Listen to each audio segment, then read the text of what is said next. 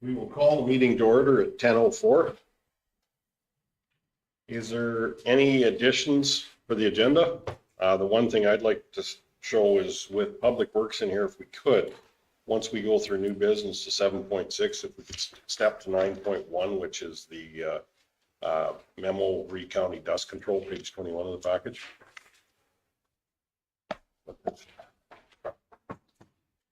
Page 21. Yeah, it's page 21 of the package. We'll just jump to 9.1 after that and then go back to finish up our new business.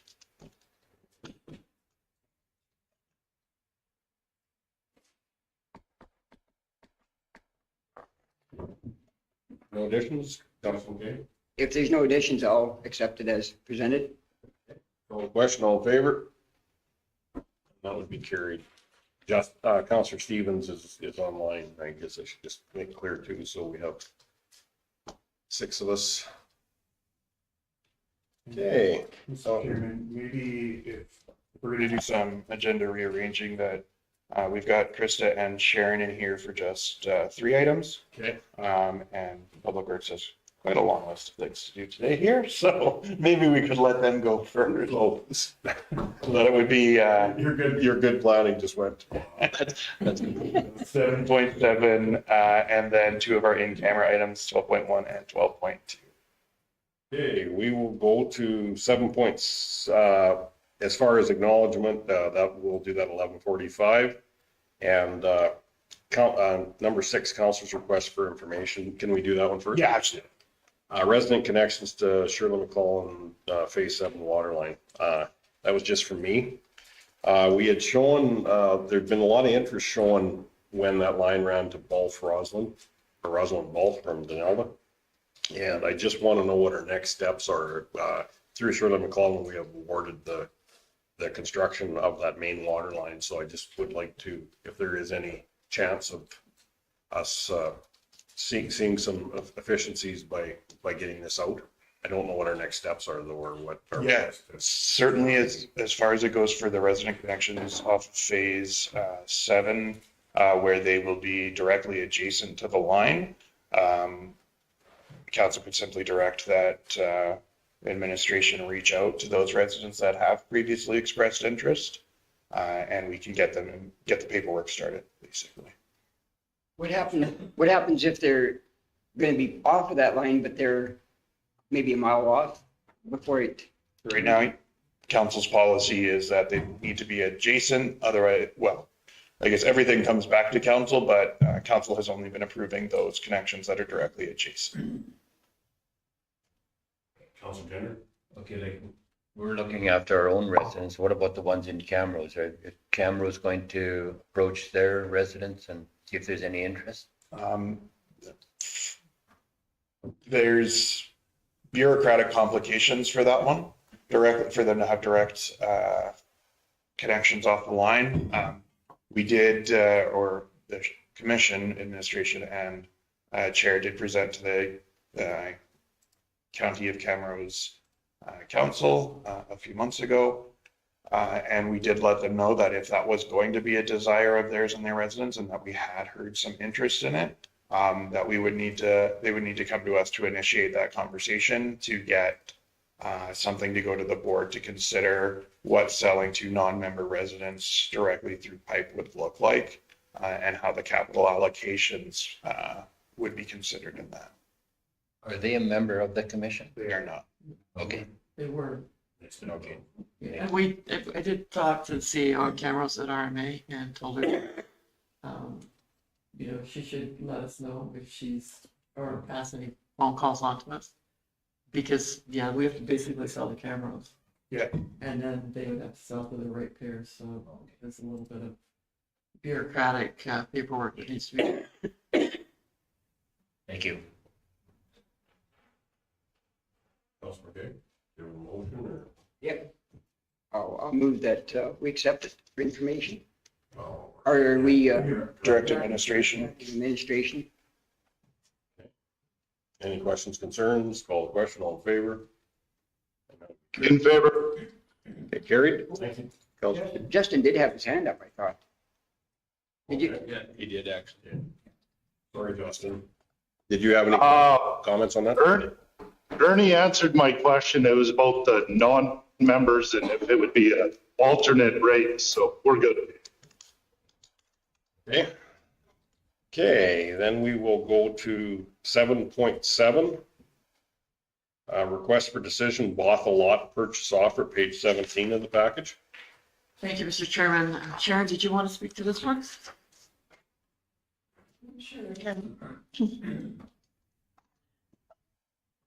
We received an offer in from regarding Plan 0821859, Block 2, Lot 7, 8, and 9. The recommendation, the general information, at the time, our sale price is 19 for that area. 19.5, I believe.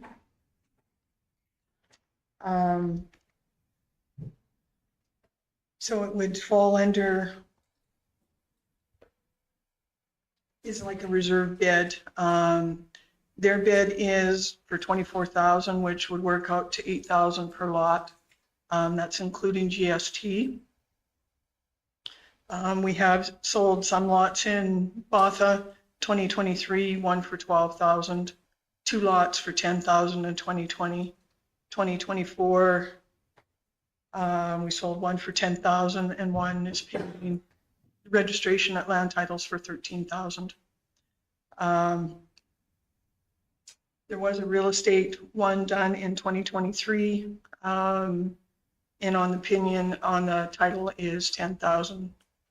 When considering this, council has to consider if it's less than what we've established for market value. We would advertise for 2 weeks, and then under the MGA, they have the 60 days to petition the county regarding the sale. If this lot is sold and it's vacant, they're vacant, approximately $153 taxes we would receive on each lot. The gentleman is looking at putting, I believe, a shop on there, and I'm not sure what else. He didn't go into it too far. So my recommendation is, or our recommendation is that the county, Stettler number 6, direct administration to advertise and notice for the following proposed motion to be considered at the June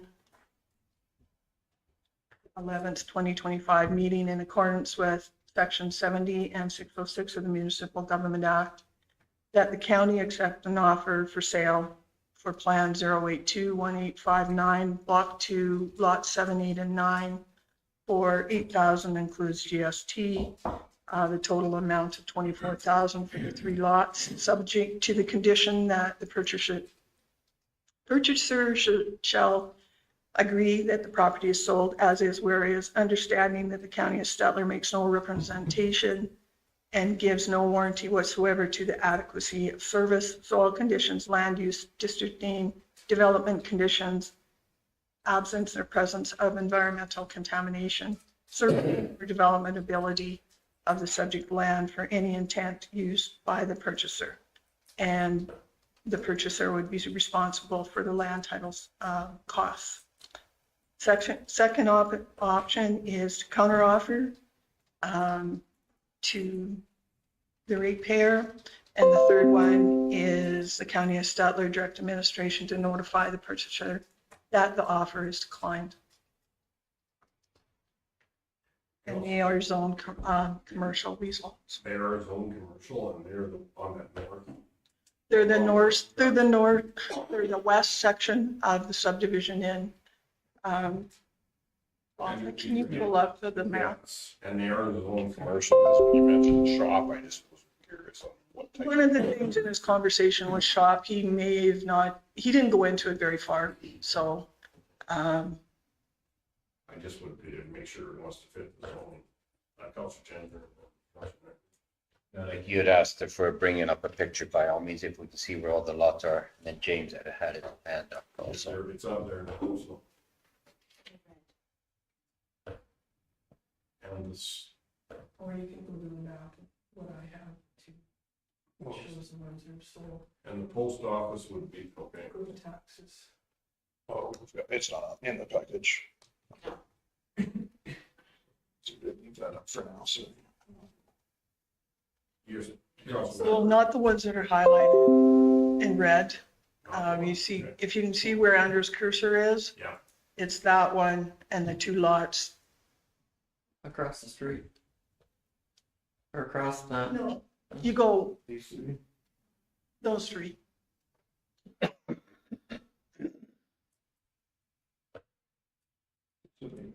Sorry, I had 6, 7, 8 selected on 7, 8, 9.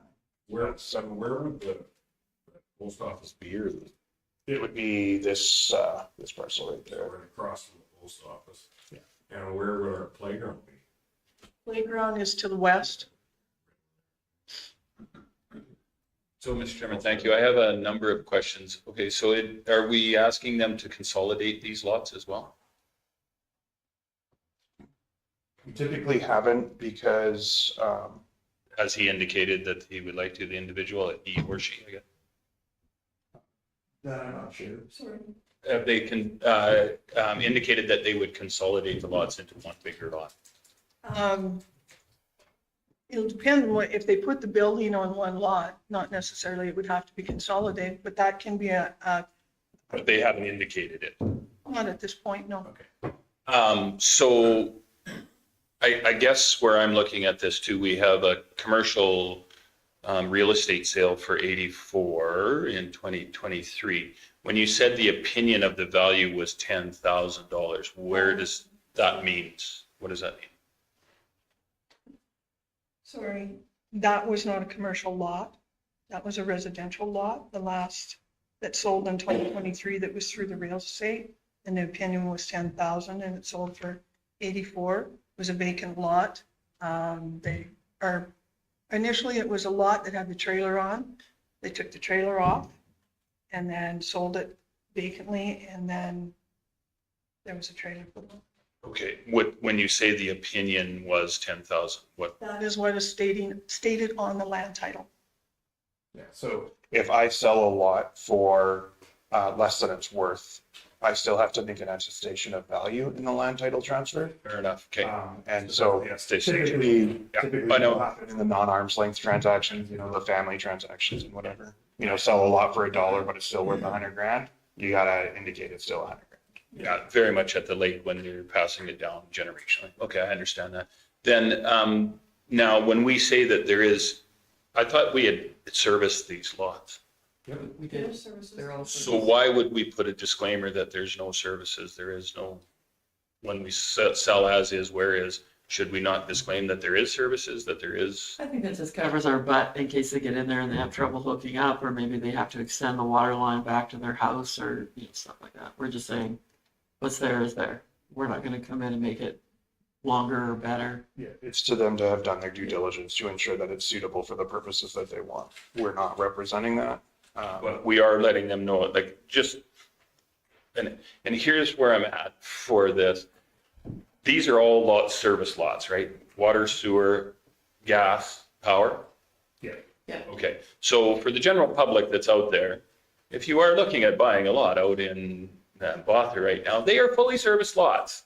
When we say that, that is just to cover our butts. So that's where I'm getting at on that. So I don't want to hinder future sales by saying, well, it's an unserviced lot. Okay, thank you very much, Mr. Chair. I understand where we're at now. Councilor Tender and then Councilor Grover. Oh, go ahead. And they were notified that they were service lots. Okay, so Councilor. There is one more lot way off to the west, on the west side of the playground. Can you possibly bring that one up, please?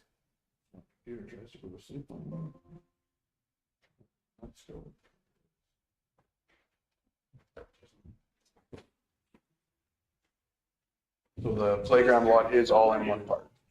There's the playground, and west of the playground, there is a lot that was zoned commercial. There's nothing private. Not in this subdivision. Unless this, what's this one, right? That's one great big lot. Yeah. Yeah. And then there's just, it's part of the road allowance, which is our pumping station and reservoir. A few years ago, we actually put all the services in there. And there was a lot that was zoned for commercial with a 2-inch water line too. A 2-inch. It's not represented in the land title scheme. That is still the railway plan. So if it was done by the former village, they never subdivided it. Nor did they tell us about it. So if that is going to, can we zone that as commercial? So that big piece of land? Not really the big part, but I'll say up to, I don't think it goes as far as that main street coming in from the south. So, Mr. Chair, just for the essence of time right now, Mr. Gender, I would love for you to do that and take that offline, talk to administration and see if there's something we can do at another council meeting. It's just not something that we're dealing with right now. I think that's a great idea. You've just brought up a The phenomenal. part that I'm looking at now, we're putting commercial in amongst residential. Zoned as commercial currently. It's not that we're rezoning or anything. It's been zoned as commercial. Yeah, that's the way it is. And this is represented that this individual's buying it as commercial. As commercial. Yeah. These ones are all commercial from the village. Come back and rezone. I guess I'm just looking at the possibility, if this other commercial one west is a possibility of one that I would just soon keep it over there. No, I hear what you're saying, but we've got a little time on It's this. right across the store and which basically is almost in that commercial piece, the post office store and that other building there. Councilor Grover. I think we should go with B. I'd like to see it be at least the 10,000 that the other one sold for. I won't be voting to sell them for 8,000. Yeah, and I'm just a little concerned about giving up 3 lots. He wasn't saying how big of a shop or anything he got. He might just put it on that far east spot and the other 2 might be empty, so I just don't know. I'm willing to give up 2, but 3, questionable. Mr. Chair, and to that end, that what ifs and supposes, we could sit all day. What if he puts up a shop that covers the whole thing and we get $8,000 a year in taxes? What if? We don't have that information. I'm sorry, I don't, yeah. We don't know that either, so. Councilor Stephens. I'm going to respectfully disagree with Paul on this one. I know my shop does not take up my entire lot, but I am consistently short of yard space to run a commercial enterprise. So I can certainly understand why you would not cover all 3 lots with a shop and still require the square footage for real estate.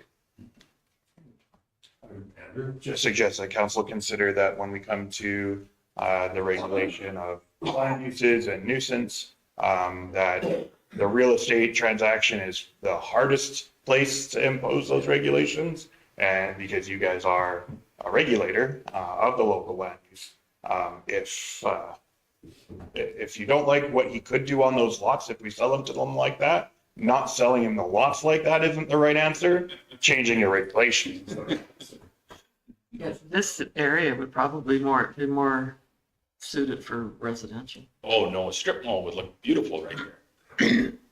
Liquor store and a convenience store. If we sell them for 8, you just lower the price on all of them in that that's coming up here to sell. Okay, you're never gonna get a penny more than it. And unless you can find a fool or something to buy it, because they're not gonna go more than 8,000. So it's not just, I'm not done talking yet. You're not really just these 3 lots. It's all of the lots that you have to sell. And it can add up, and try to get as much out of them as you can. But I don't think $10,000 a lot, if you've got to set up a business on it, that's not a big pile of money anymore. Thank you. And just respectfully, Mr. Grover, I 100% agree with you. That's what I thought too for Nevis. And then I was sat here and made to eat a lot of crow, because you just never know who's coming around the corner. I swore up and down that we would never sell those lots in Nevis for what we did. And by golly, I was proven immensely wrong. CAO Costi. No, Oh, yeah. You just, Okay. I think there was a relative in this that did way more than he thought they would, yeah. Pointing out that I ate a lot of crow. I'm prepared to make a motion. I'll go with, option number 2, that we counter offer at 10,000 a lot. Further to what Dave has said, it seems like every time we sell a lot, the next offer comes in lower. So I don't think our next offer would be 8 to match this. I fear our next offer would be 6, where they would just continue to go down. And yes, we would need to advertise because it is still below our. Councilor Nyberg? Mr. Chair, if you would take a friendly amendment that we offer full price as well with the counter offer to avoid the 60-day delay. Yeah, so just so that there is an understanding that if they want to pay full lot price at, what do we have them at, 18.5? Yeah, although I will We are bringing, counsel that there is an in-camera item on the valuation of these. You have the option of tabling this motion until after that discussion if you'd like. That may inform this decision a little bit more, but which I think administration would encourage council to do. I'll make the motion that we table this till after that discussion then. Yeah, we can have that. I will rescind my motion. No, don't rescind, just table. table it till later. Let Robert rules this properly Okay, so we need to vote. on the tabling motion. Do I need to take any more comments on No, that? in fact, I don't think you can.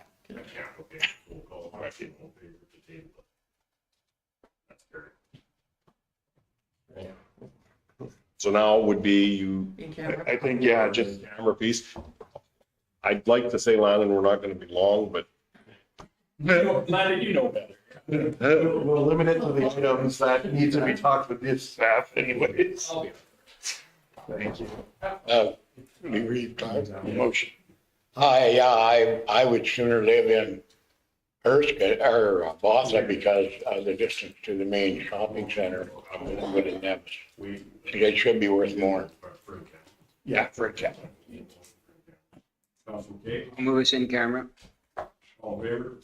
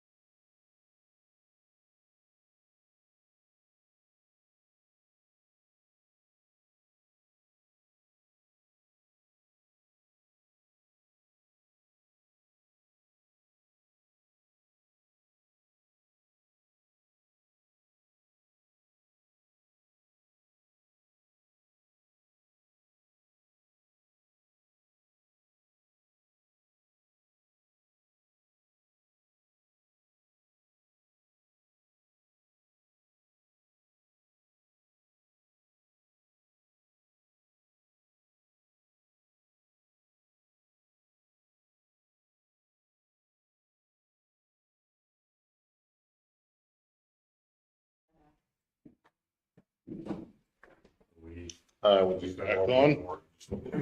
Yeah, we're back on camera.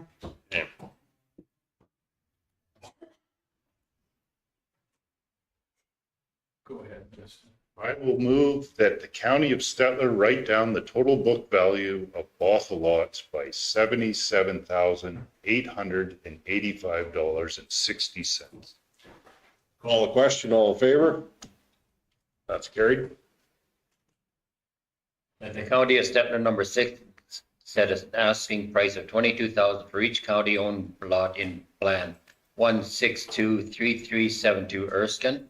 And that the county of Stettler number 6 set an asking price of $15,000 for each county-owned lot in Plan 0821859 Botha. Call the question, all in favor? That is carried. Mr. Chairman, I'd like to make a motion that the council direct administration to present an offer to split the listing of the county lots between the local brokerages within the town of Stettler with a flat rate of a commission set as prescribed. Call the question, all in favor? You're opposed? Counselor Stevens opposed. Carried. Oh, boy. Now to a much lighter note, we will. But that's dinner? You Good want, debate makes for great. you want to move back to 3, or do you want to cover off half of our agenda for the director of operations, as he was so patient to ask how our agenda could be set? Sorry, guys. Dan's not. Free lunch, Dan, free lunch. Matt? You could do the letter of support for the egg side if you want to pick off some of the easy ones. Okay, 7.8, request for decision, letter of support, Stettler Egg Society, page 20 of the package. Nikki, did you want to speak to this one or? Sure. The Stettler Egg Society is seeking some grant funding from the government of Alberta for agricultural society infrastructure improvements, and they're seeking the county's support in their application through a letter of support.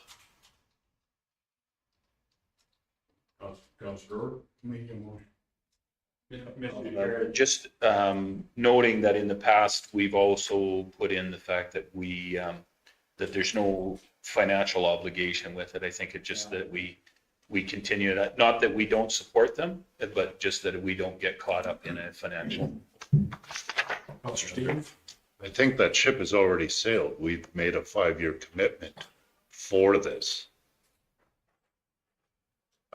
So I think our financial implications were previously laid out and clear. Just to that end is, I just don't want this to be an additional amount of, like I said, we're supporting. Counselor Gender? In the lining, it just says to confirm that we have already supplied funding for them. Yeah, just as long as we're clear about that. Okay, question on favor? Call the question on favor. That is carried. 7.7, we're good with till the next meeting. Yeah. So we tabled this one, right? Yeah, tabled 7.7. To get more information. And do we go to consent agenda items or bylaws, I think? Okay, any of these items, Greg, think you can breeze through? Absolutely. Okay, we can go back to new business at 7.1 is what you're saying? Yeah, why don't we try 7.1? We can always break for lunch and then come back to it. Okay. 7.1. It is request for decision purchasing compacted loader, page 4 of the package. Thank you, Mr. Chairman, if I may, or Mr. Reeve. Before you have a request for decision, in 2024, capital replacement plan was taken into review, looking through our items that were a priority. Tracked skid steer loader was one of them that rose to the top. In the 2025 budget, funds were allocated towards the purchase of a skid steer loader or a tracked compact loader. Moving through that process, we utilized Canoe to score the brands that we wish to receive pricing on, and then utilizing also the contract number with both, or with all three, Cat, Bobcat, and Case. We received quotes on the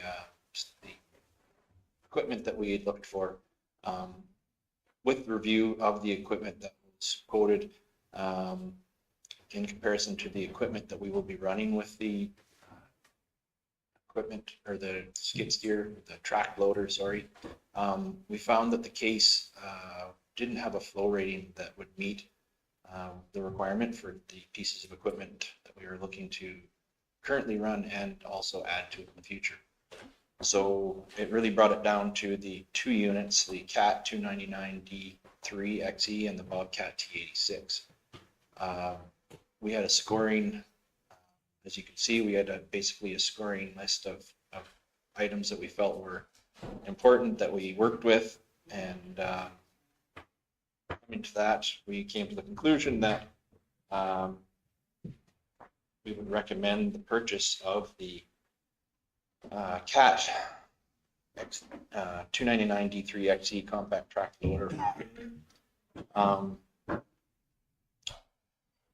If there are any questions over and above the information that was provided to council, we can discuss that now. Councilor Gender? When I first saw the agenda and it looked, there was made a comment about a compact one, I was kind of envisioning this, that it was maybe something that a person is going to be walking behind. So I'd text Greg, at least can we see a picture of what we are looking at purchasing? And then it was also one for the $146,000. So I was just kind of one of where, holy crap, like what are we really getting into? But I will make the motion that the number one, that the county do purchases for a total of $154,245, please. Councilor Stevens? I have a question for staff. Which attachments, what is going to be, what are we going to use this machine for? Which attachments? So currently this machine will replace the skid steer that is utilized with the tree mulching attachment, as well as a milling machine attachment will be put on the front of this to take care of a lot of our dust suppression products, the oil products, allowing us to better manage those and repair them in our hamlets, multi-lot subdivisions, and for individual ratepayers that have utilized those products for their own dust suppression. So does that mean that we are moving away from subbing out our mulching and trying to bring more of that in-house? Is that the plan? We currently have a mulching unit that we utilize on that skid steer, and we're working with it. This unit itself is the model that CAT does designate, with a couple of modifications to work with their mulching equipment. We are interested in seeing more of that in the performance and the production, how that would work in the future. However, no, it's not that we are at this point in time that we would move. Sorry, it's not at that point that we're looking to move completely away from a contractor base or addition in our mulching brushing program. Saying that, after seeing some of the ability and production of a unit like this, it is definitely an option that would accent a brushing program and be able to have us move maybe towards mechanical brushing in an efficient way in multiple locations throughout the county, in a cost-effective manner. Councilor Gender and then Councilor Grover. So with this machine, like what do we all have for attachments on it? And then also what prices, say like the mulching head? So we have, at the current time, we have a mulching head that we would put on it. There'd be a bucket that comes with it. We have a snow push bucket that would go along with it. As well, we are looking at pricing out milling machines, as I stated, for purchase. So those would be the items that would be solely placed with this machine. We haven't looked into the new tree mulching attachments at this point in time, as it wasn't specified budget item that we were looking at in the 2025 year. Thank you, Greg. Greg, how big a trees can this thing mulch, this 110 or? Like I was just mentioning there, we haven't got into the full specs of the mulching attachment on those. 4-inch, 5-inch. We can What do definitely, you think it's going to do? well, I think it will manage very well the trees that we would predominantly take care of right now with a mulching unit. No, we're not gonna try to push down your 6, 8, 10-inch size trees. Put up to 4 or 5 inch. Thinking that definitely there's the opportunity to be working with those larger trees, brush, et cetera. We can do, and in conjunction with our brushing team, to knock down some of the bigger trees and take care of them, chopping them up and moving through. I think it'll take care of some of those items. We definitely will. I mean, if the opportunity exists and we are successful with getting the CAT unit, we'll definitely be looking at the options for future to be moving into that direction. We can understand what accessories are available and how they'll perform. I've used this size of machine with a mulcher, 4 to 5 inches would be no issue. You get up to that 6 to 8, then it would be too small of a machine, but for what Councillor Grover was asking, it 100% will do. Yeah, I think that'll work because it had a 275 horse, but this 110 will do the same job. Floating undercarriage, when you're gonna be in the ditches and stuff, is a heck of a deal, rather than having a rigid one, less chance of tipping it over. And I think it's long overdue. It should have been bought 5 years ago. Now's a good time. Thank you. Okay, lots of comments on that. We'll call the question. All in favor? And that is carried. We will move to 3 acknowledgements. Do you want to do 3.1 first or 3.2 first? Oh, can you do both? You can do both together, but yeah. I don't know which order you want to do them in. And you want us kind of, Andrew, please, screen, please. In front of the sign here or that? sure. But I guess when we have the mic, so we want to acknowledge that Councillor Nyberg completed 15 years as a councillor for the county of Stettler and was recognized at the RMA last week in Edmonton by his peers. He received his 15-year pin, and so we just wanted to say congratulations and thank you. And so we have a little presentation because we'll do anything for cake in this county.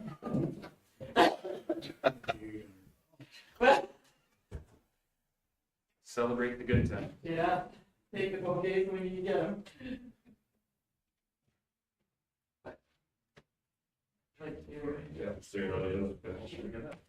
Private counselors are gonna be fat because we've got cake all the time. Every 800 pounds. So the second one is, through the RMA and through municipal affairs, they offer a elected officials program. And a lot of councilors start it, but it's very time consuming and a few finish it. But, You tap the red button. That just happened. there.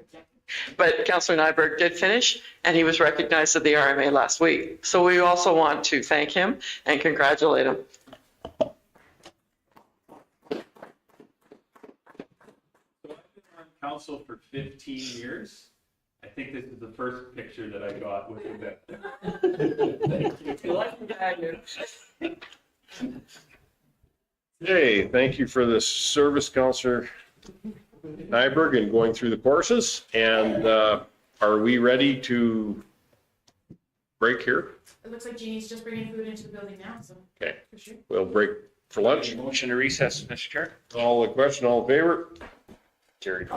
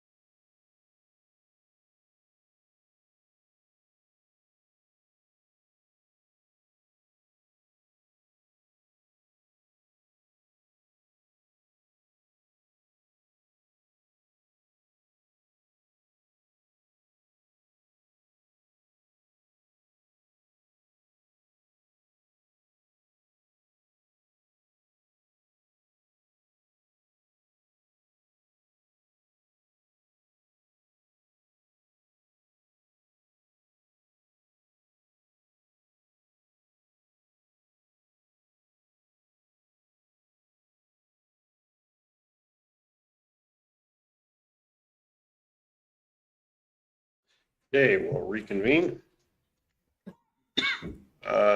We left under new business, and we will now go to 7.2, request for decision. Dust control product 2025, page 7 of the package. Thank you, Mr. Chairman. Greg, would you like to speak to these? Thank you.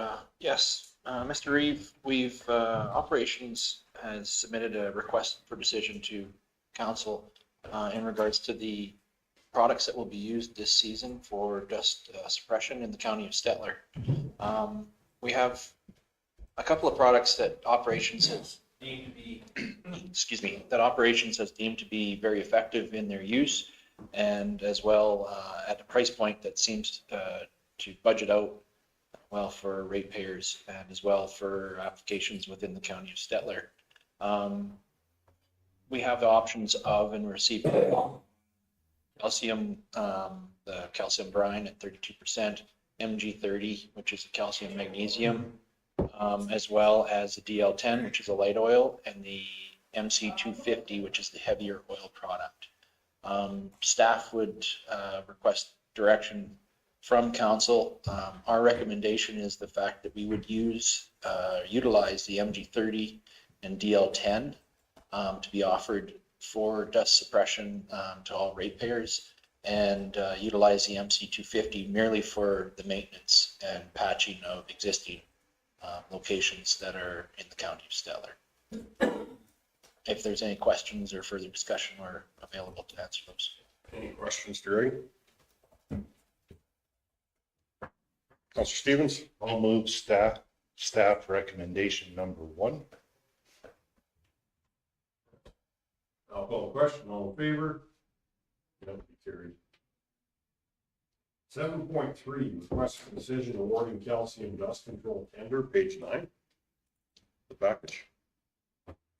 Thank you, Mr. Reeve. I'll continue with this. So, seeing as council has given direction to utilize and offer products, the MG30 and DL10, at this point, our recommendation for this request for decision is that council opts for number 2, that we defer consideration of this matter of this tender for calcium brine at 32% for future planning.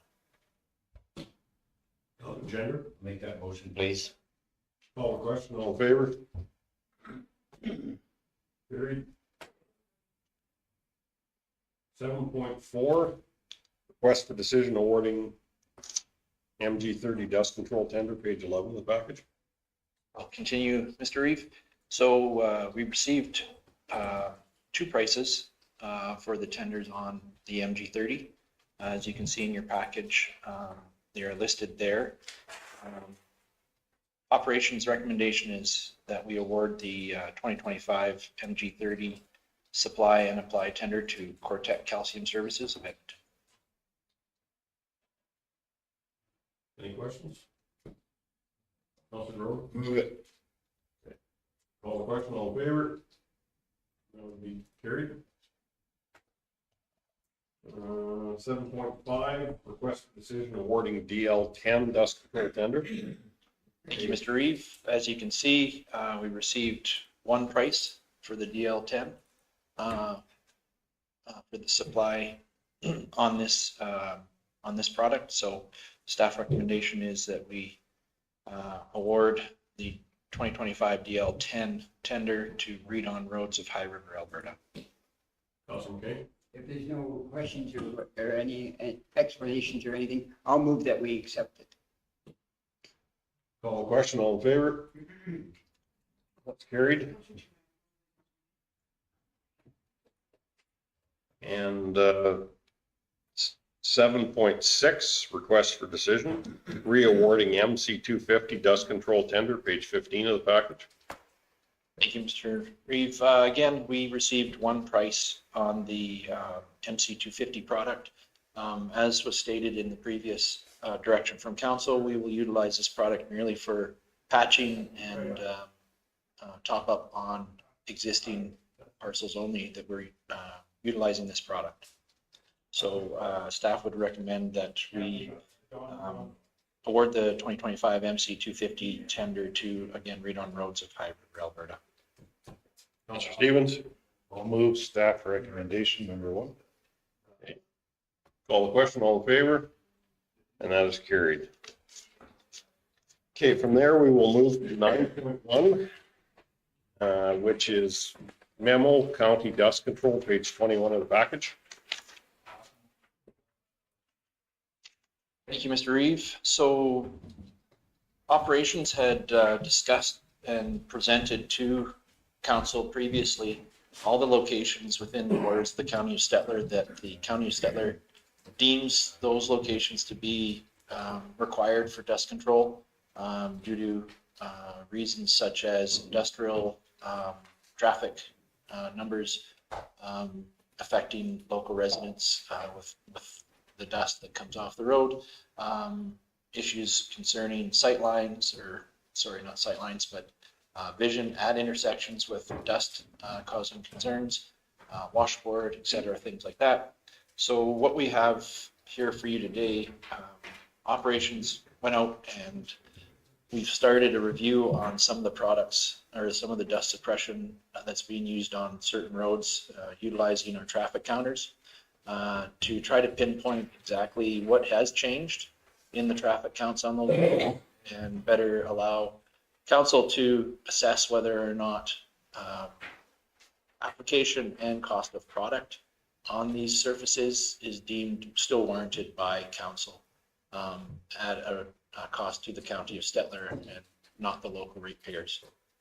So if we just want to go into this, and at any point in time, if council has any questions, absolutely feel free to ask them. So we'll just move into this and I can walk you through it. So the first road that we worked into was the Warden Road. Previously, traffic was entering onto this road and utilizing it for industrial access.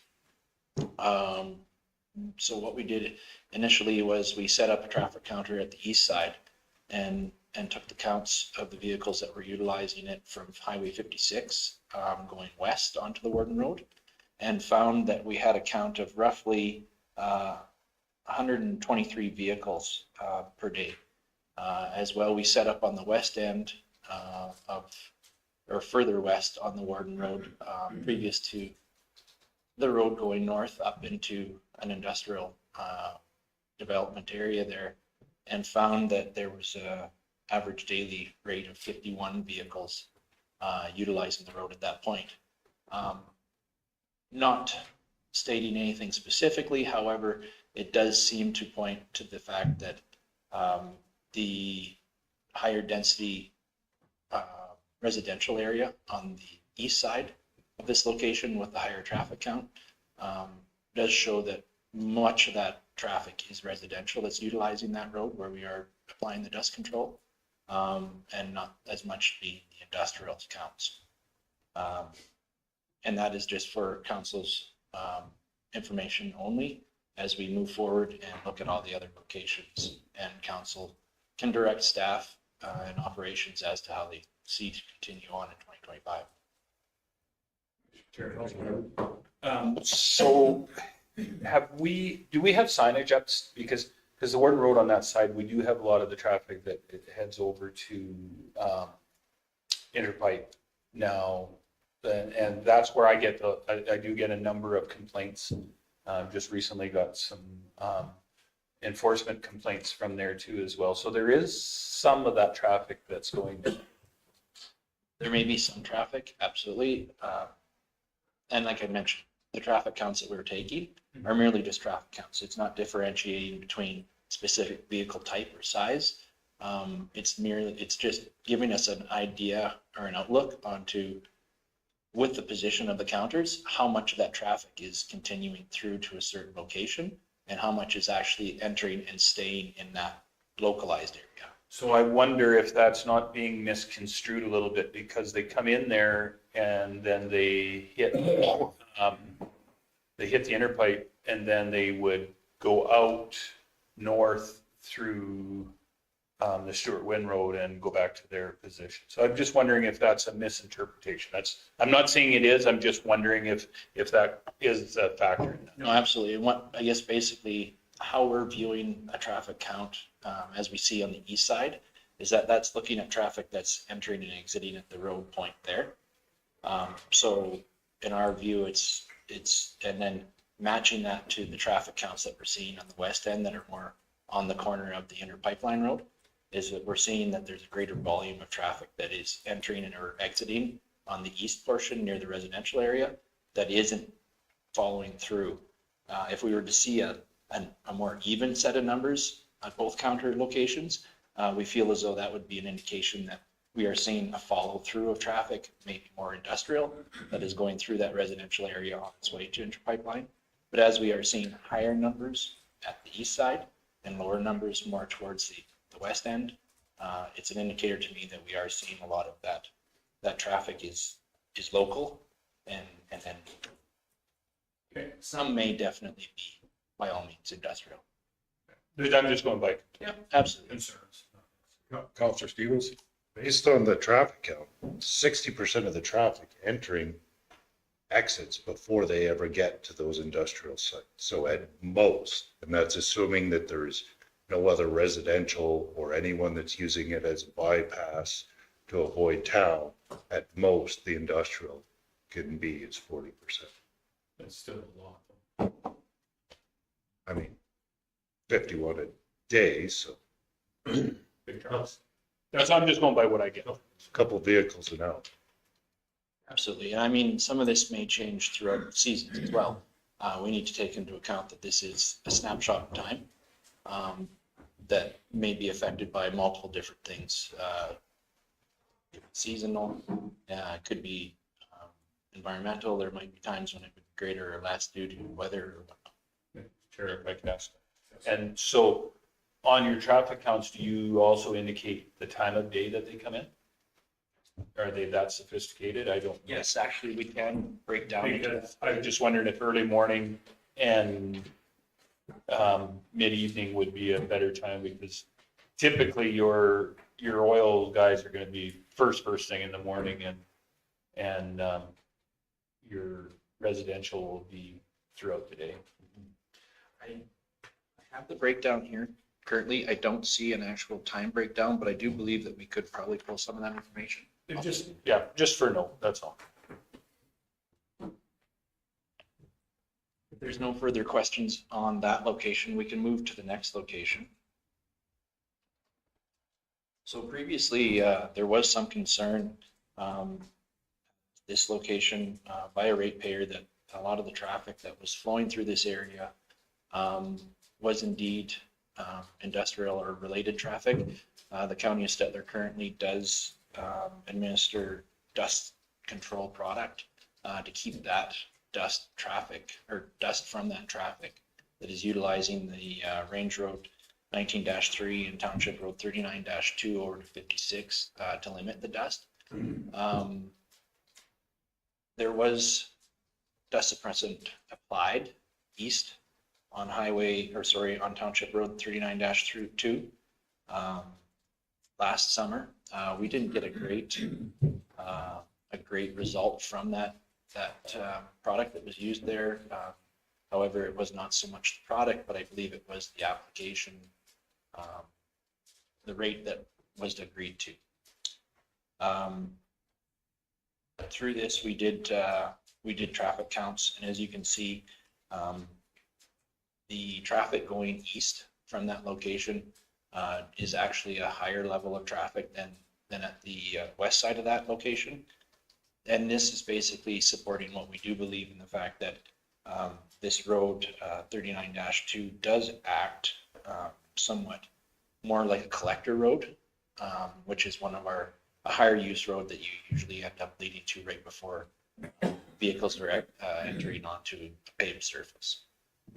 So with this in mind, staff does recommend to council that we do expand our dust suppression use at this location and go east of Range Road 19-3 for a distance of about 200 meters, just to incorporate what we're trying to already achieve there is reducing the dust for the local residents that is contributed by industry and collector road traffic.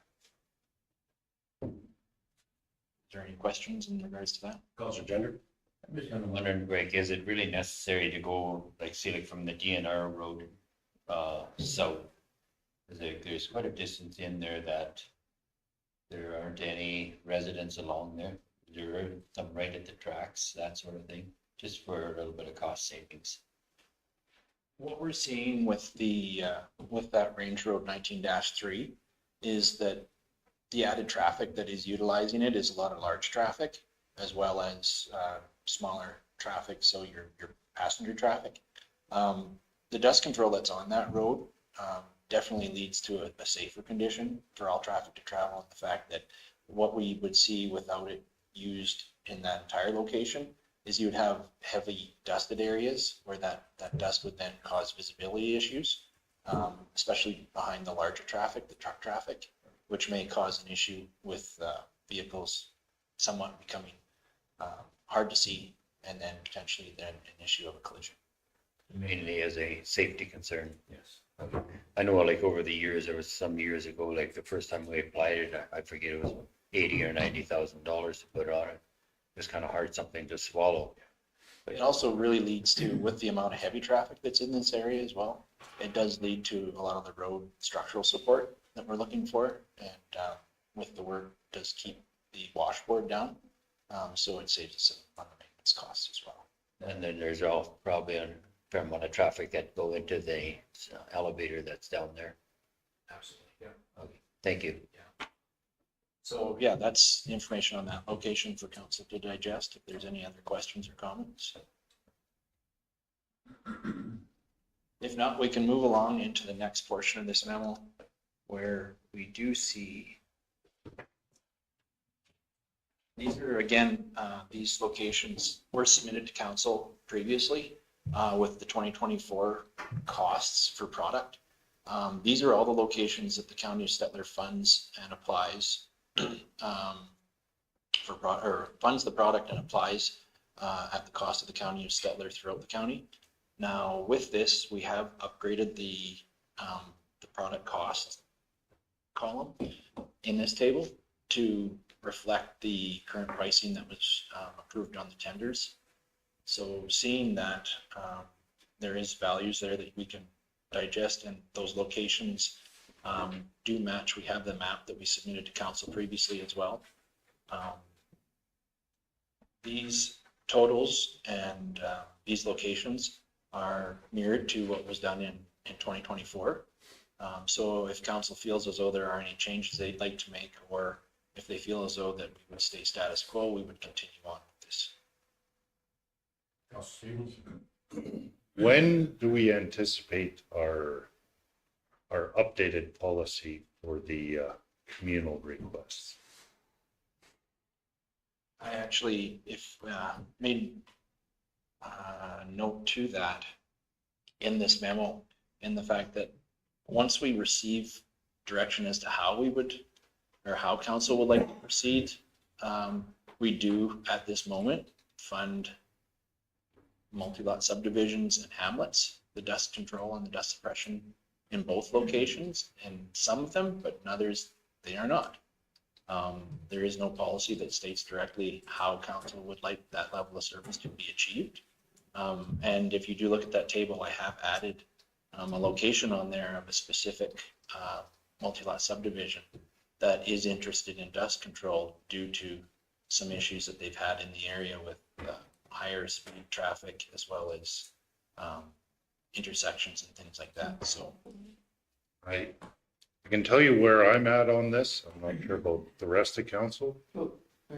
I think it is unfair for us to charge a individual farmer or acreage owner to do dust control in front of their property. I agree. Where if we had a cluster of 8, then all of a sudden we just waive the fees altogether. So I believe if we get, whether it's a subdivision or a communal type request, then I think that there should be some cost sharing by the community making the request. At this point, I think we are giving them a better deal than we give our farmers. And I would like to see some sort of cost sharing policy when we get a communal request. I think what has made the policy difficult to put together is that we're not 100% sure of council direction. Like, are you looking to share all of it, share 50%? Which ones would you decide need it? Is it on a request basis or a need basis? And who decides the need? One comment back though too is when you include hamlets, if hamlets are included as part of that, commitments have been made to hamlets in negotiations on transitions too. Because I do know that when we sat with the Village of Gadsby people, we told them on that road on the north side of Gadsby that it would be oiled for dust. And we've ripped it up 2 or 3 times when we've went in there to do work, we've damaged it. So it hasn't really given it a fair chance to actually even perform the way it should. So I don't want us to an all-in piece either when there's been commitments made, so. I guess from a position from operations, direction from council as to, a clear direction and a unified approach to how we would work in our hamlets and how we would work towards in our multi-lot subdivisions would be beneficial. Merely for the fact that and I understand it's not always black and white, but it does assist operations with being able to answer the questions when the people come to us and ask why is one way and one not the other. If we can move towards more of a unified approach, it does assist in our cost evaluation of how we need to budget and the maintenance of those surfaces in those hamlets and multi-lot subdivisions. We are better able to monitor them and then move forward and ensure that we are going to maintain that level of service. So we can definitely sit down with council. We can do a revised policy. However, there will be discussion, I believe, with that revised policy that would need council's direction previous to that in regards to how we want to work with multi-lot subdivisions. Yeah, so I think our previous direction was basically to information gather, and that's largely what has informed this memo and the previous one in the map is that here's status quo. What do we want to change? It's basically where we're at now. So, Council Gender? There's also one, like I look at 39-2, okay, there's one landowner that's right next to it. He had put on the oil last year and it never really worked for him. He did not understand like the way the oil works, but then he would definitely be beneficial from it. The ones going west at 400 meters. So how do we charge someone? They could come in and say, no, I don't really require it. And the one to the east would. So I'm not really sure how we would really like split the differences or the cost between some of those. Or the ones to the west, if they don't, no one really wants it, do we cancel it or do we shorten it up, that sort of thing? The way I envision it is if you had 2 neighbors and one doesn't want it, that's easy. Because now we're going back to the policy we have in place for farmers. You can do 200 meters in front of your household for X amount. If your neighbor isn't interested, that's fine. We just stop at 200 meters and away we go. So does that, I'm with you on this 100%, and I'm kind of with Ernie on this one too as well. This is a tough one but does it become an issue of it's not worth the hassle to staff to do the short pieces? Like some of these, there isn't going to be 200 meters in front of those places. Like it's going to be like literally 50 feet in front of it. In some of the cases, without me physically seeing it, I can't make that call. But I mean, from an administration point, like there's going to be some spots where I'm not sure that, like, for example, I don't know, do we do Pheasantback Estates? No, we don't. Okay, and then they're so in tight, I mean, they're an urban setting, right? If you do I'm not sure which other ones would be out there that would be so close knit, you know what I'm saying? They might only be 50 feet, right? like a Trestle Estates or Yeah. Jewel Estates. And some might be longer. Yeah, so are definitely from, sorry if I may, Mr. Chairman, from a or from a policy basis, if we've got a subdivision like that and you've got 3 out of 4 want it, I can't charge the 4th guy. I've got no way to levy it, even if the amount we're gonna dust control, if it's outside of the subdivision, for example, and it's the main road going by the subdivision that it takes access off of, I've got no way to charge that 4th guy or to force that 4th guy to participate. I can do it if it's all by consent, that's easy. It's just if you have a dissenter that's going to benefit from it anyways, I can't. Our only way to enforce is through infrastructure, local improvement taxes for infrastructure. And this would be a real tough sell under that, if at all possible. So I think one of the clusters that we do, you know, in front of residents would be the Warden Road. Coming from the west side of 56, we go in and do the acreages, in front of the acreages. And then we were doing into the, what would you call it? The community of Warden, where there were 4 or 5 houses. The industrial traffic it's not there anymore. It's coming from Highway 35 down the paved section of the Warden Road up to the Stewart Wind plant. We're not seeing the industrial traffic on the rest of the Warden Road, but yet we are still doing those residences on the Warden Road. And it's like cemeteries. Council's directions are very clear on cemeteries, dust control, right? But also too, last year, there was that one bordering street or road between the county and the town that we had the issues with. Yes. And that, I think, is where a lot of this conversation come up. So, like, as you said, if you only had one request for that, you know, or push for that, you couldn't charge, we can't do a curb tax, we can't do. Yeah, because if it's linked to an infrastructure improvement like that, it's most appropriately a local improvement tax.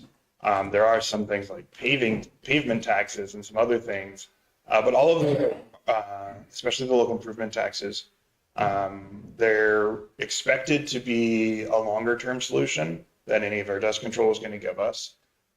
So, you know, you're not going to impose it every other year kind of thing. And they're incredibly easy to defeat on petition.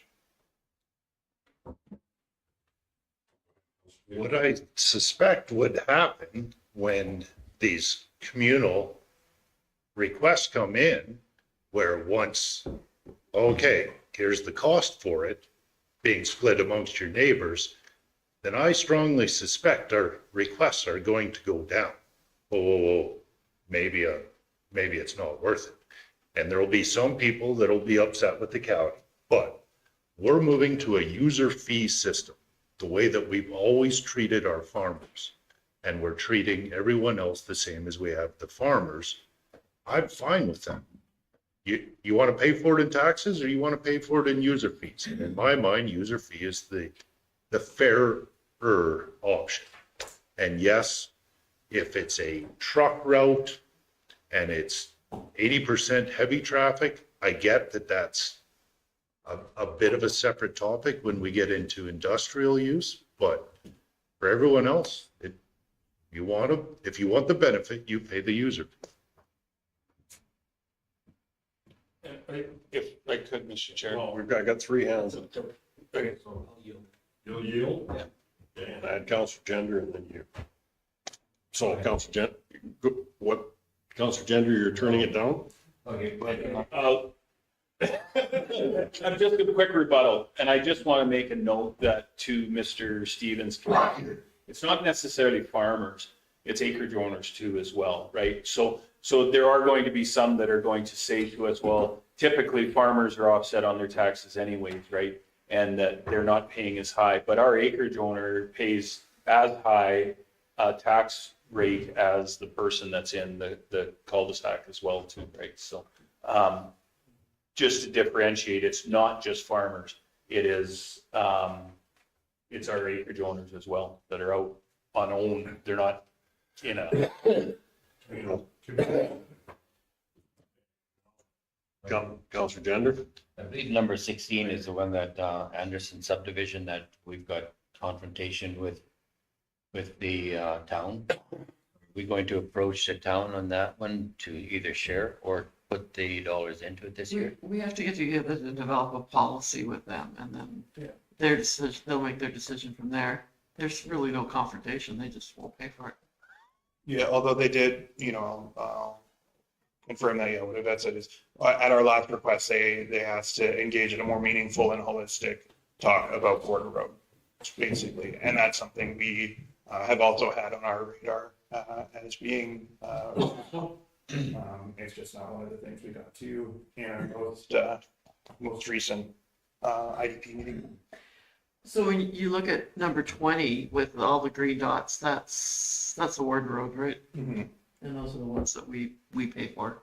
We do in front of the acreages that they're not seeing the industrial traffic like they did before. Counselor Grover? Yeah, acreages pay a little more, but that farmhouse that you live in is your place of business. So you'd have to count all the land taxes paid with it. And most of the farmers pay more tax than the one that has 10 acres. Guaranteed. That's not a debate. It's just that they're both paying plenty of tax. They're paying. They're both paying public residential. What I was alluding to that farmstead pays more taxes with it. In some cases. Yeah. In some cases. In other cases, it wouldn't be though. Also, well, I got the lower, that road on the south side here, that's the town road. I know, and that's. And they should be the ones putting dust control on. Except it's our residents that were bringing it forward. So you had before. That was our issue. Counselor Gender. And I'm looking at number 21, north of 601, 19.5. There's 800 meters there. I'm not really sure why that is being done. Where's that? Is that right by 56? Yeah. That's the Tower Road, yeah. A lot of that is the intersection. There is a pile of acreages up there. And and same with the south, when you come up to the intersection, it's hot and dry. The dust blows out onto the highway and the visibility is zero. And we made that decision to do that intersection to keep the washboard down and to assist with the visibility. I'm just kind of wondering whether we could cut that down, say like a couple hundred meters. It's a weird road. And if you don't do it the proper length, you don't get the effect that you want. Like you look at the Fritz Hill Road down on 56, we do the same thing there. And we go back all the way up the hill on the west side and we go way past the power station on the east side just to be able to cut the dust down so to keep from having a traffic accident. Same with up at the lake on 40-2. We go back quite a ways, almost to 20-4 on that 835, so to keep the risk of traffic accidents down due to visibility. Because when that dust gets blowing and it's hot and dry out, that dust just hangs over that area. Okay, And it helps with the washboard. It really does. Both those instances, there's a couple of hills there where it really does help. But on this one here, like there's a stop sign there, they should be slowing down well previous Not to if it. it's so dusty they can't see it. Greg? Thank you, Mr. Reeves. So yeah, just to clarify with council that all the sites that are listed here on this table are, like a lot of those sites don't speak specifically to a dust control issue or concern with a local ratepayer. Some of those sites are merely for the fact of ease of maintenance and reducing the washboard. We do have those spots where, you know what, the county will be continuing to apply that product in that area merely for the fact that that's going to save us a lot of money and effort through the maintenance costs that would be spent on that road if it was left to just be straight gravel and not with the MG30 product. Andrew? Greg and Yvette mostly covered it, just that I wanted to highlight that it's not just about the dust nuisance. Sometimes it's about the public safety visibility side as well as the maintenance side. One of the spots that I think that we should really seriously think about doing the intersection is at 39-2, and 56. Well, you're seeing lots of trucks turn off there to get to the DNR road and north. And and it's becoming a traffic hazard. I mean, I've driven up there at noon hour just to check on things, and the dust just billows out on 56. No, we haven't done that intersection. The north, south, but we didn't do the west section. It's just. So I think 56, it would probably be well worth the application because it's getting fairly dangerous. 56, Council Grover, and Yeah, the one down on the Fritz Hill Road, but what they did, they put that oil on there and it takes the washboard out of it, plus it's not blowing out on the highway because there's a bad intersection there. And we've had a couple accidents on without the dust.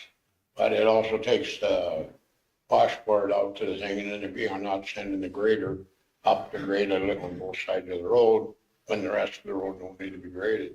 Same with that one on the Tower Road, it's the same thing. They get, the one comes from the south going north, it gets really, really washboardy. Even once they put that oil on it, not bad, still a little rough, but passable, plus keeps the dust off the highway. So there's no accidents up there. Thank you. Greg. Thank you, Mr. Reeve. I'll be short, Councillor Nyberg. Understanding that there is no policy that blankets and covers every situation, it is tough to have a clear direction on how we were going to cover all and approach every single one of them without there being that variation or that one that comes in. We can do some slight adjustments and renovations to the policy and continue in a manner that if there's changes and I mean on an annual basis, we could bring the location table and continue doing traffic counts and gather more information. Operations can bring that to council, and council can review it and look at different locations and make adjustments or variations to it if they wish. That is another approach that we can take. Council Nyberg and then Council. Thank you, Mr. Chair. So a couple of things. I just to the comment about the test run about the washboard, I agree 100%. They did that around my one corner and the maintenance was cut. I would dare say by 10%. Dan knows which one I'm talking about. We actually put some delineation to make people do the full curve as well, and worked out really well. And I think the other thing that we need to realize when we're talking about the dust reduction, whether it is in the oil or the calcium, and again, Dan could maybe speak better to this, but I think we have to realize that it also helps the integrity of the road. I'm not that knowledgeable, but I do understand that the moisture stays out of the road and it stays a lot. It's a much better road in the long run. So it is something that is a portion that we should be thinking about. Not only is the value there for dust reduction for washboard, but I think it also helps the integrity of the road over a period of time. The one thing that I would say about this is if we were to contract out and go and ask for an RFD, typically we put in a 10% contingency plan. Is that something we should be budgeting here for? Because times are going to change. We all know that over the course of the next year or we'll go forward, we're going to see hopefully some more development within the county of Stettler. Should we have a budgetary item that says, okay, let's say something comes up and we get 5 houses as a cluster somewhere, I don't know, or maybe we get a small industrial site or something, that we have it in the budget to say that we can, or traffic changes, I don't know, to be able to utilize it? Or is it already in the budget that we could, you got enough room everywhere you could just steal and borrow and take more out from somewhere else? Sure, you'd like to answer that prior to going to Councillor Stevens. So. If I may, Mr. Reeve, we don't have places in the budget that we get to steal and borrow necessarily straight from to fill in somewhere else. And I'm certain that our Director of Corporate Services and Accounting would be quite interested in knowing how that would work out if we were able just to kind of massage the numbers one way or the other. But yeah, we, there are funds budgeted for the dust reduction and dust control. We would definitely be able to, you know, accommodate maybe a small change in the program for annually, and then make adjustments as we move forward with it. Those would be something though that we would definitely want to have a discussion during budget deliberations with council to ensure that the locations that we were currently handling, and then potentially, you know, adding maybe if council felt as though it would be, you know, adequate, add a level of buffering, as you would maybe say, to account, Contingency, yeah. to account for some of those other items. I'm just wondering if from a budget standpoint, when we are deciding that, if that's something that we should look at, and I take that Anderson subdivision as one that we didn't have necessarily in the budget. I think when we did make that motion, we had to take that out of reserves. I can't remember exactly. Maybe we did find somewhere. Yeah, we took it out of operations, but we do have areas, and I'm picking on the Warden Road again, which we did dust control off of 56 because of the industrial traffic. The industrial traffic has lightened up. Do we no longer offer that service, or do we move that service somewhere else? Those are it was industrial traffic is why we were doing it, and on the Warden Road, when you look at the 56 to the railway tracks, that is the worst road next to the entire 38-4 road in the county of Stettler, and we cannot hold it together. It's always falling apart. And I would love to pave it, really do the base and pave it. It's just a small section of road, but I got to find a grant, and we're using the grant money for other things. But we can oil that thing every year, which I think we do, and it still will not hold together. Dan can probably speak to it better than I can, but it's terrible. Just terrible. So to that end, do we sign it so that industrial traffic can't go down there? We just change the use of the road completely, say, no, you guys can't go down there. And then the ratepayers that are there, their section in front, they pay for it, back to what Mr. Stevens was saying about who pays for it. I get that in the past, you also had the anodyne or whatever disposal well, and it's not there. And that, I think, was the majority of the use of that road back in the day. Since they've shut down, there's been less of that. Well, like signing is not the most effective way to keep them off of it. Ban it. Sure, whatever, how, ban it, sign it, and then patrol it. But you still got your farmers that have to access off it. So, Councilor Stevens? The bottom new request that's shown, the 33,000 for scenic sands.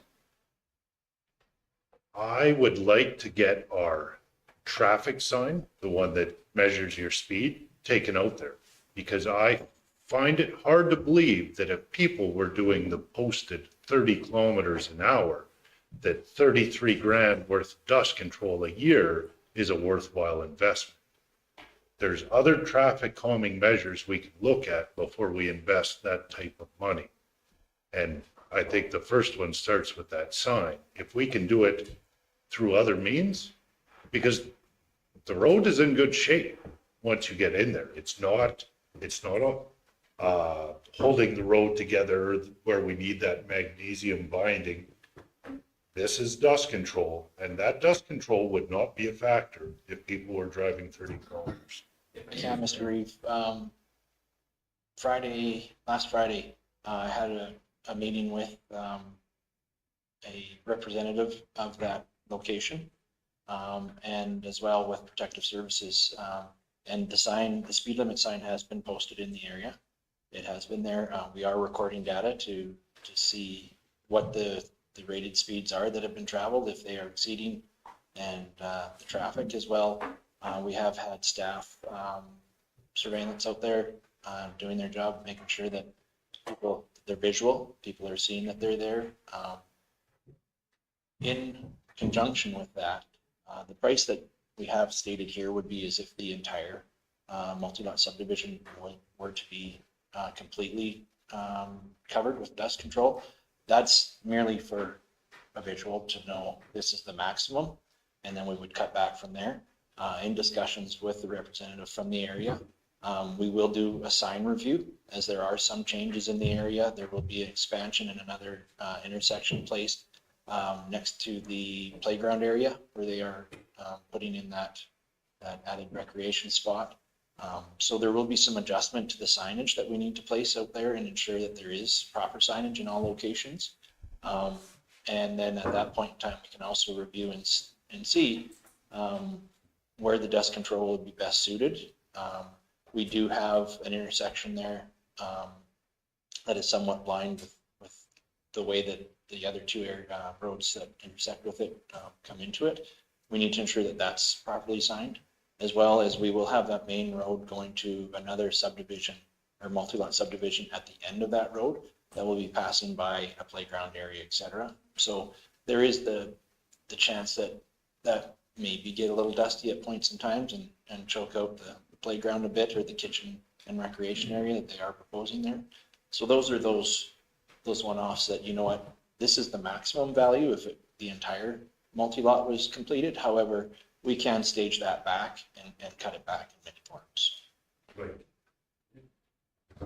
I'm glad to hear that we're thinking about staging it back, because there's multiple closes in that subdivision where there is no through traffic, and you couldn't hit 50 kilometers if you tried. So Have you tried? You could, but I'm sure somebody has. Is that include Abbey Road too? Yeah, okay. And Abbey Road's the other subdivision that is included in that number for scenic sands, and they also requested this. Councilor Gender? Abbey Road is included in that one? Yeah. Okay, like that was a question I was going to have. If Scenic Sands has it, the one over across the fence is going to look at it and request it also. Yeah, you can see it on the map, and it comes down straight and then out. It's that Buffalo Drive. So that is the one that's dusty, but it does have a 30-kilometer speed limit on it. But I'm trying to have a playground in a park. We should probably look at that. One of the problems with the sign was that our relationship with the town over the sign kind of broke down. So we didn't use it very much last year. So then we now have our own. That's why we purchased one. So we'll be able to put it up there. Last year, it was maybe up there 2-3 times max. And we have found in the past that when we put it up in the lake area during the summer, that we see some good, good compliance. Especially with this one, you can put messages on.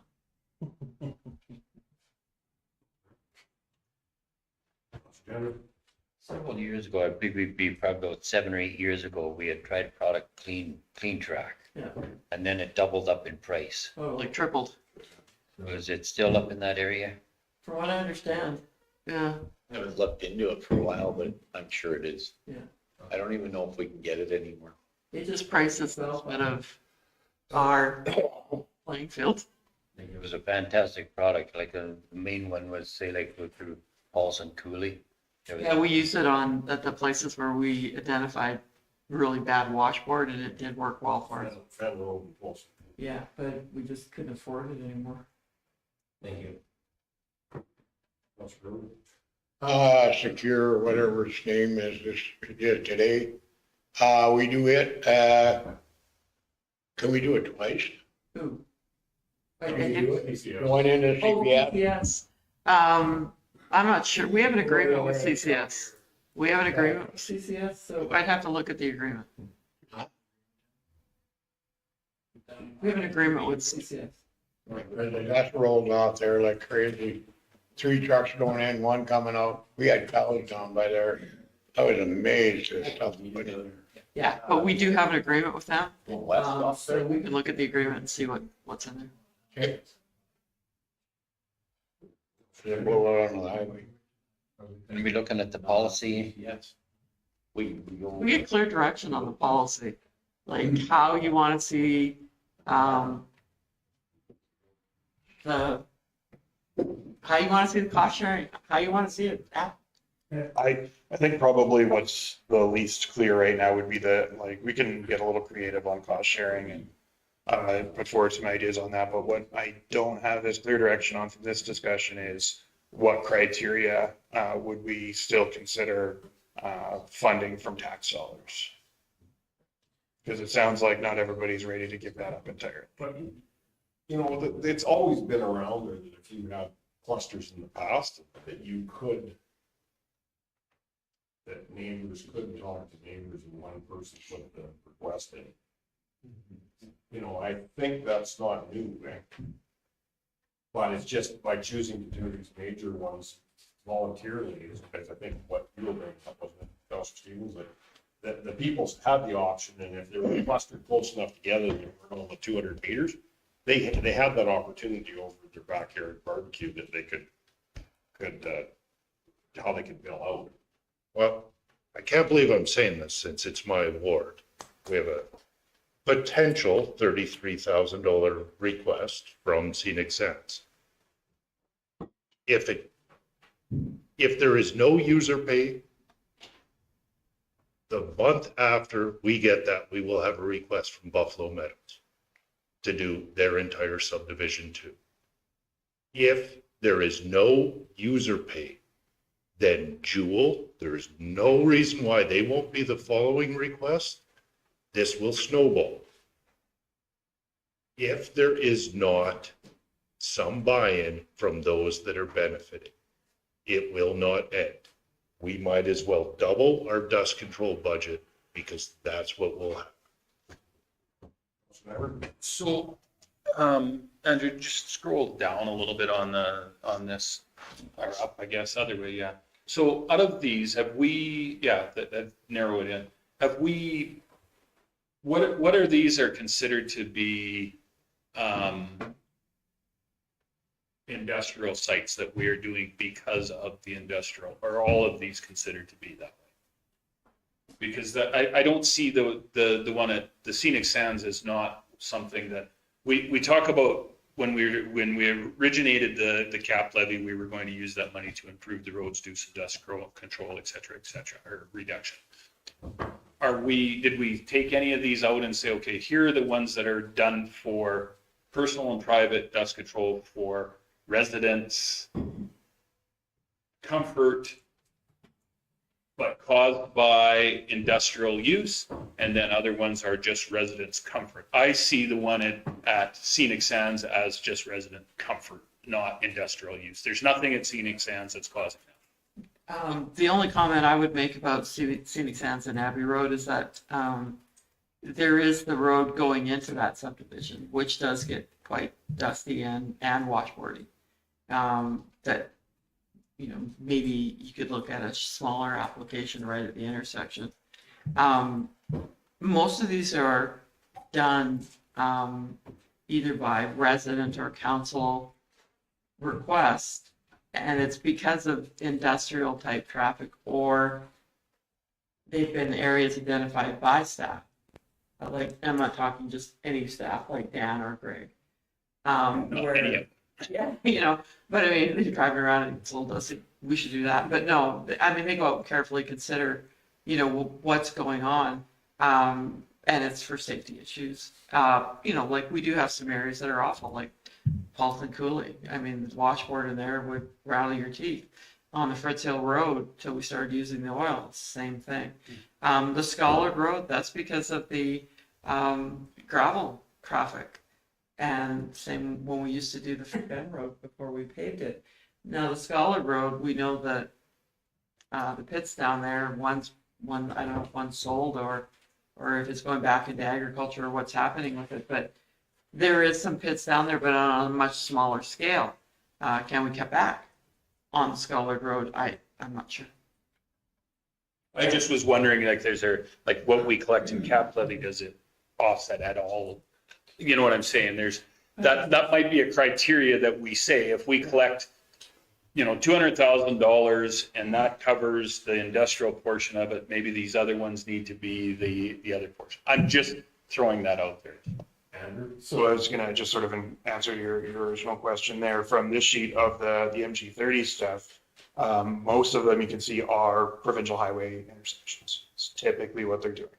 DNR, Scholar, and Warden are on the base of industrial. Scenic Sand is really the only one that independently fits into the box of for, significant residence benefit. But with that one, then you look at Buffalo Drive and you look at the playground.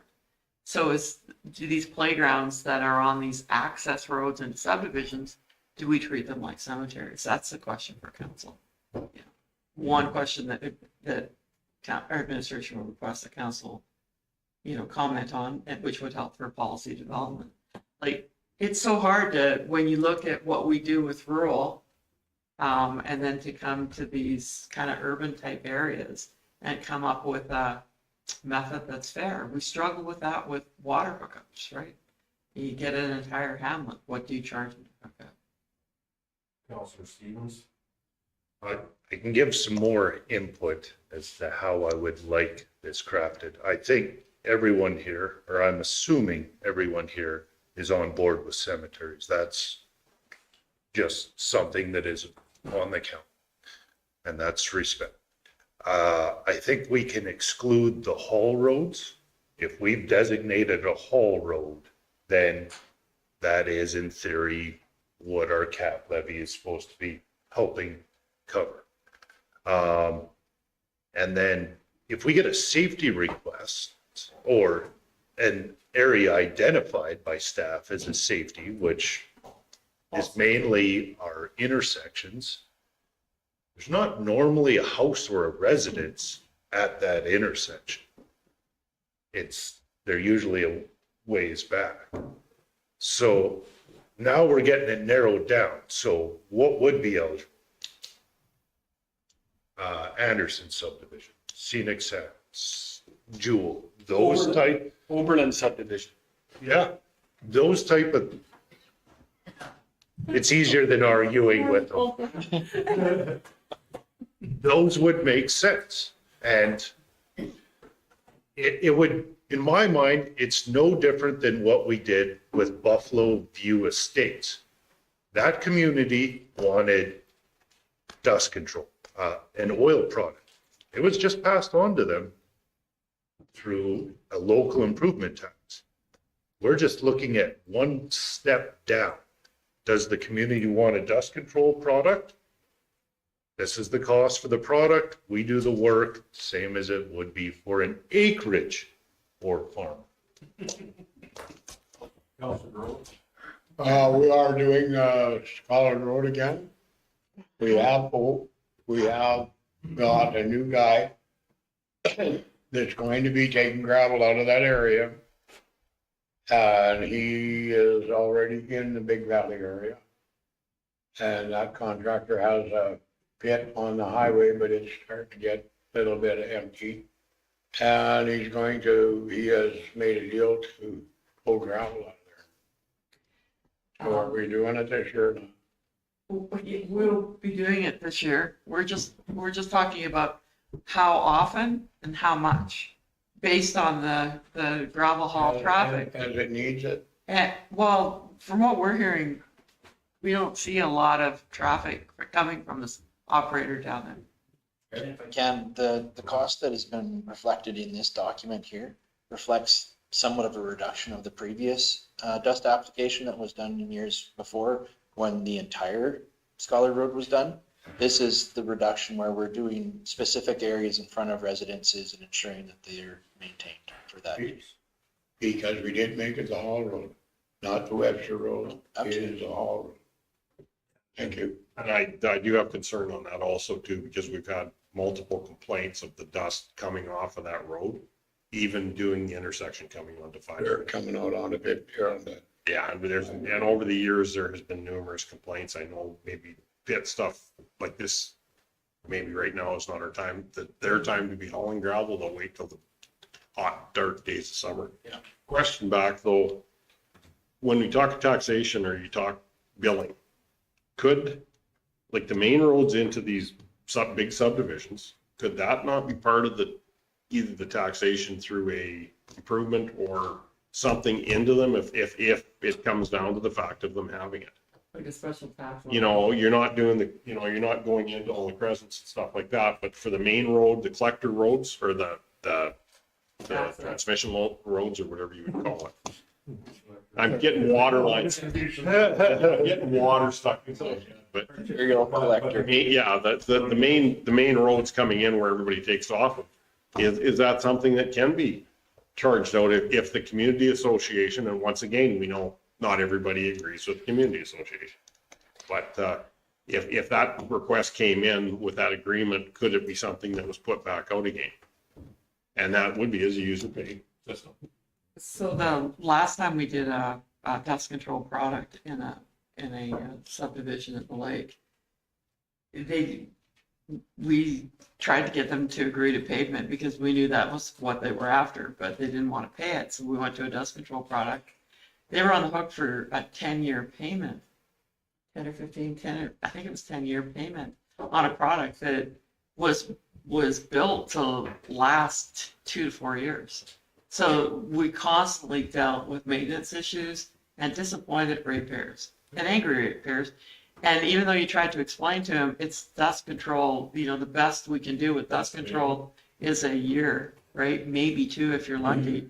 And, they're paying for something for 10 years, and that's the lifespan they were expecting. So I'm hesitant to advise council to look at a local improvement tax for a dust control product. They would have to be recovered within the year. Yeah. Is what happened. I agree that a local improvement tax is inappropriate, but I stand corrected on a special tax. There is specifically an allowance for a dust treatment tax under the municipal government act. So that is what I would then propose. Are you sure now? I think one of the big flaws in what happened historically in that subdivision is you can't have the payments outlasting the infrastructure. Yeah. And that's when the biggest amount of frustration came. You've lost the oil product that you paid for, and you have 6 more years worth of payments. It's like buying a used car. That is, Totally agree, but our mistake is we let them structure the deal, and no. that is a communication nightmare when you're making payments for something you can't You use. can't see, yeah. Should have had to pay for it up front. Was your idea? Yeah. No, What should have happened? If they wanted it, they should have paid for it up front. And if they got 2 years out of it, they might be happy. So with those, if there was that, we could put within the subdivisions. That then would be treated the same way as the acreage owners of the farms. because if there is not any cost, we will see service crew, and it will never end. It'll be a landslide line of money. Is that what you're saying going there?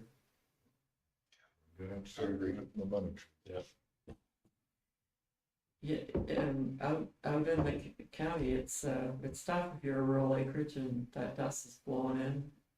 That's why you see a lot of Carolina hedges along fence lines to filter the dust, or you close all your windows and go up to the backyard. Well, the people that I purchased my acreage off of, they never paid dust control the entire time they were out there. But now that they have moved back out and they're now my neighbors and they built adjacent to the road, they paid for dust control every year. Some of this is a choice. When they were in the 700 meters off the road, no big deal. Now that they're adjacent to the road, they pay for it.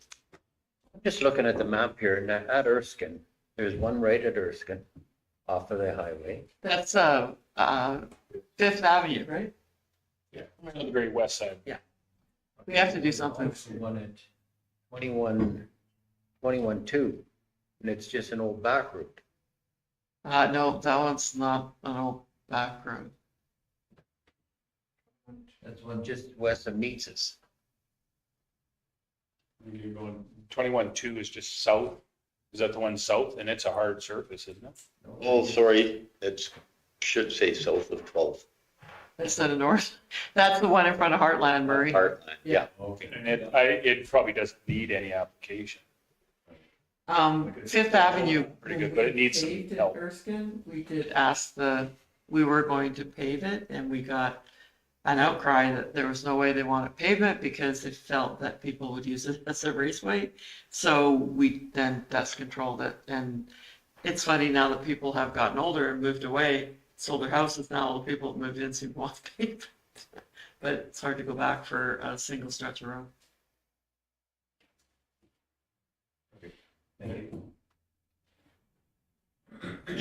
So you need something coming out of here to direct towards. To help draft policy, if that's what you're after. Yeah, so if I understand the conversations and I can distill it down, then the dust control policy would give the discretion to the county from general taxes or cemeteries, haul roads, and safety related like highway intersections and playgrounds.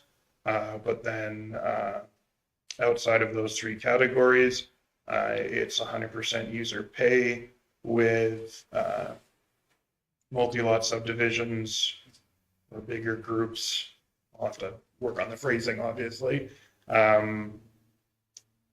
Well, we would have to research it, but looking at a dust control special tax to levy there with sufficient support.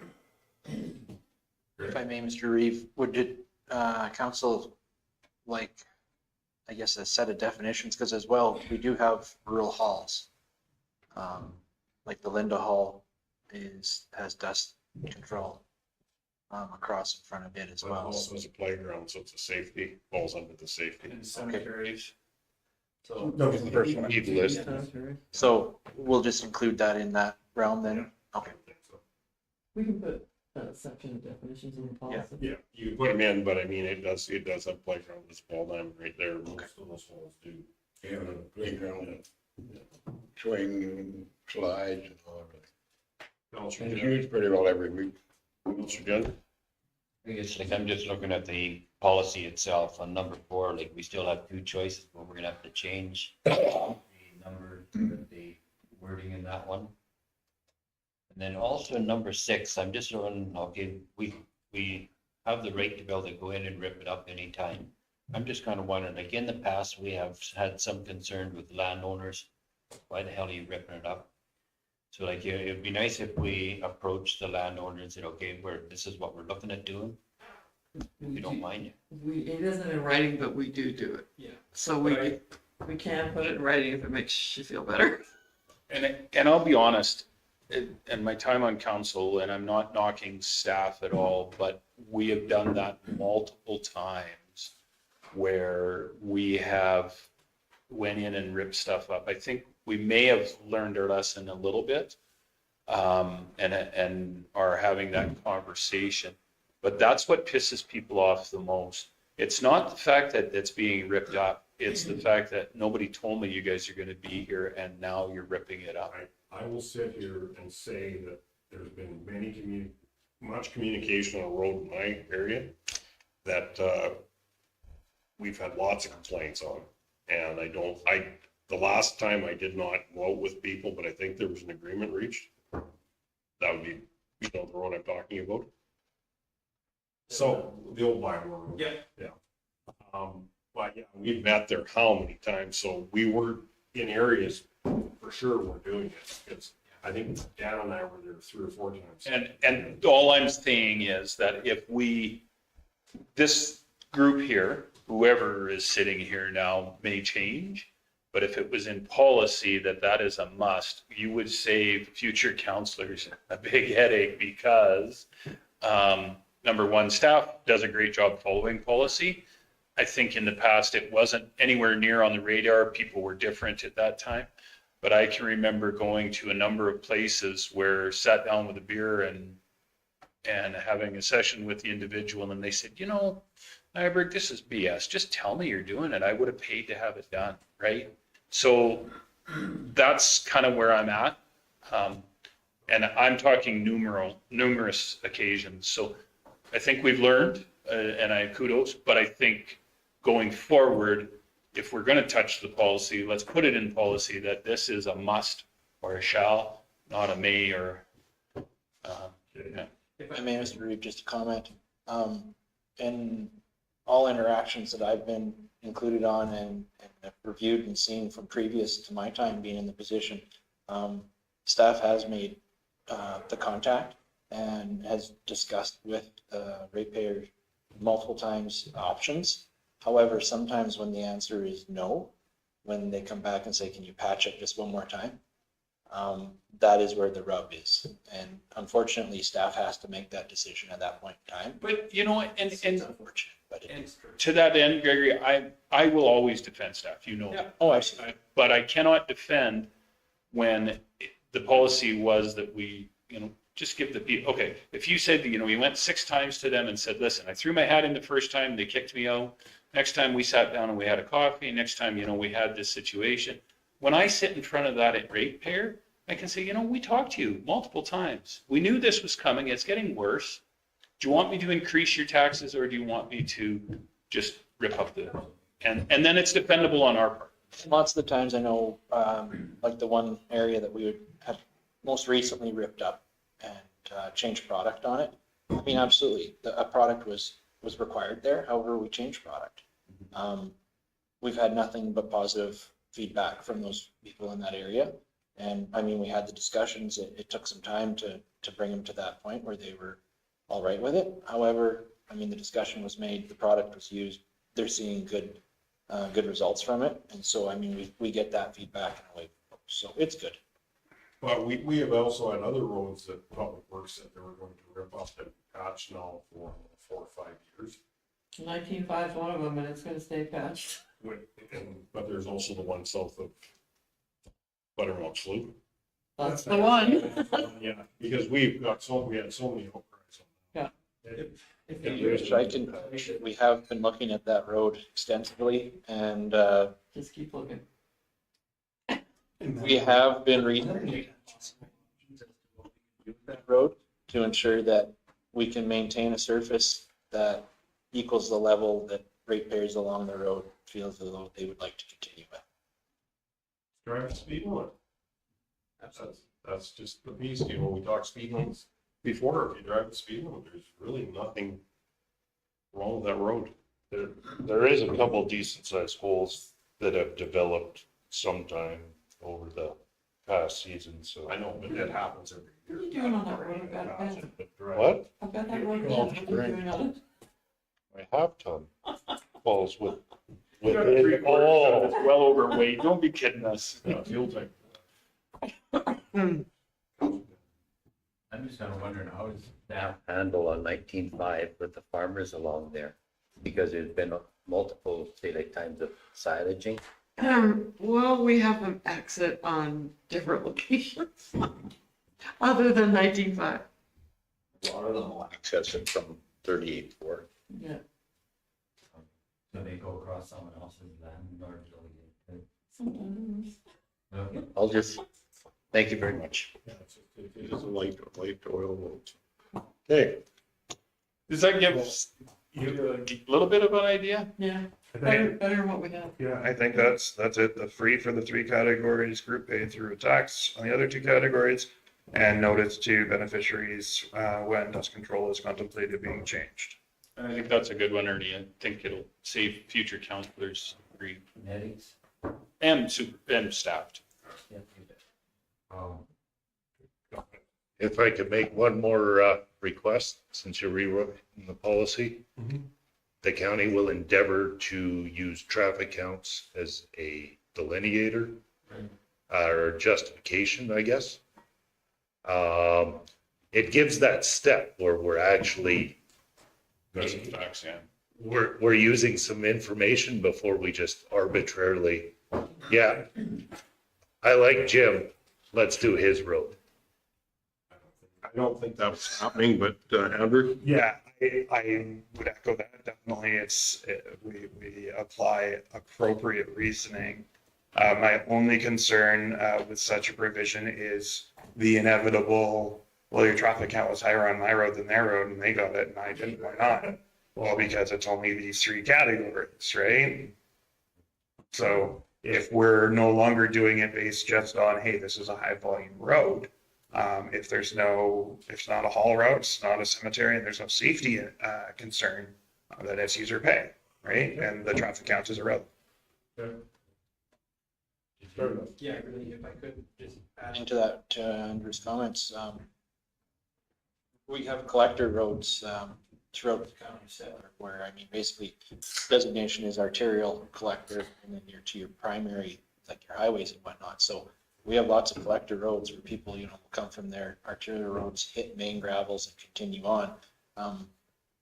We can't dust control on every collector road just because of the traffic level, but we do have to stick with some parameters that I believe the council has definitely given us a direction we can work with.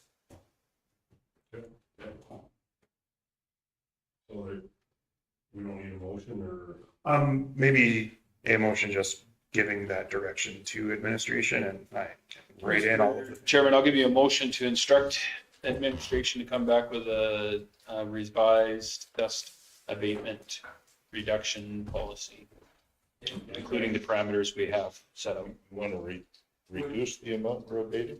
Yeah. Okay. If I could, Mr. Reeve, in that motion, would we be able to have direction as to how we would, council would like operations to proceed for this calendar year? We'll give you two. We'll give you two. Call the question, all in favor? That's carried. It's in the, what you have down there is in the budget, correct, right now? Correct. So I'll make the motion that we go with the current plan that's been set out. Do you want a less one? Well, I think what we had discussed based on the traffic counts is there's possibly two, being the warden and scenic. No, I don't disagree with that. And if they want it, I think this is where it's to bring in this policy and then they get what they want and our costs are covered. Right. And the only caution I would say with the warden one, as it is my area, is that there needs to be maintenance level. I think in some ways dust control isn't the biggest issue as much as the maintenance. You guys have been doing a great job. So I haven't had an issue of concern brought to me lately. So, but it's been winter. So Mr. Chair, that motion will. Do we delete those two or revise those two? What's? If I may, Mr. Chair, the scenic sands ones is merely under discussion at this point in time. So I mean, it would fall underneath however the policy would read. And then the reduction on the Warden Road would be, however you see. With the Warden Road, we could investigate it as the weather warms up and take a look at it from an operational standpoint and view it as, if it's not so much dust control, is it also suited for maintaining the surface and the structure of the road, and then approach it from that angle. And if deemed that it is no longer necessary for the structural support of the road, then we would move forward with consultation with council and education with the ratepayers. Okay, so what I'm going to do is I'm going to give you a motion deleting scenic sands and the Warden portion off this one, and then we'll have a discussion about those other two. So the motion will read that we go ahead forward with the current plan, less the scenic sands and the Warden portions of what is being presented. Does that make sense to everybody? Okay, does it make sense? You brought up the fact that Warden was just, or scenic sands was just a discussion. Yes, for discussion at this point. But if we eliminate it, that's. Yes. Okay. Counselor Gender. Part that I'm kind of wondering about that, James, are on scenic sands, it's not within the internal roads. It's from the 40-4, whatever it is. North. We'll deal with it after we're done. We'll just delete it out of this discussion so that we can move forward. And then right after we go ahead with this, we'll have a discussion on scenic sands and Warden to instruct administration what we want done on those two. Okay, sounds great. Thank you. Okay, we have a motion, call a question, all in favor? Carried. Mr. Chairman, I'd like to make a motion that we instruct administration to look at the first portion of the Warden Road coming off 835 going west, to assess the needs for dust control. 56 Oh, going. sorry, that's Big highway. 835. Yeah, that's that one I that wonder whose road that. 56 going east. I know, you guys are quick today. Drink it again. Off 56 going west, assess it, and if I could ask for some consultation with the ratepayers go forwards. Also, with our discussions on Scholar Road, depending on activity levels, we may have to look at, and that was deemed as all. For sure. But this one's just pertaining to the Warden Road right now. All questions, all in favor? Just one. Just right now, yeah. All question, all in favor? And I think the area counselor would like to talk about his area. Or maybe not. I will make a motion to instruct administration to look into traffic calming measures at scenic sands as well as signage before we make a decision on dust control in the scenic sands subdivision. Call for gender. Is that within or the road leading up to it also? That's the road or internal. I think we should look at traffic calming measures for both before we do dust control. All the question, all in favor? You need anything on Scholar Road with it being a haul road? No, that'll be fine. And that should just fall under what our policy shows. Okay.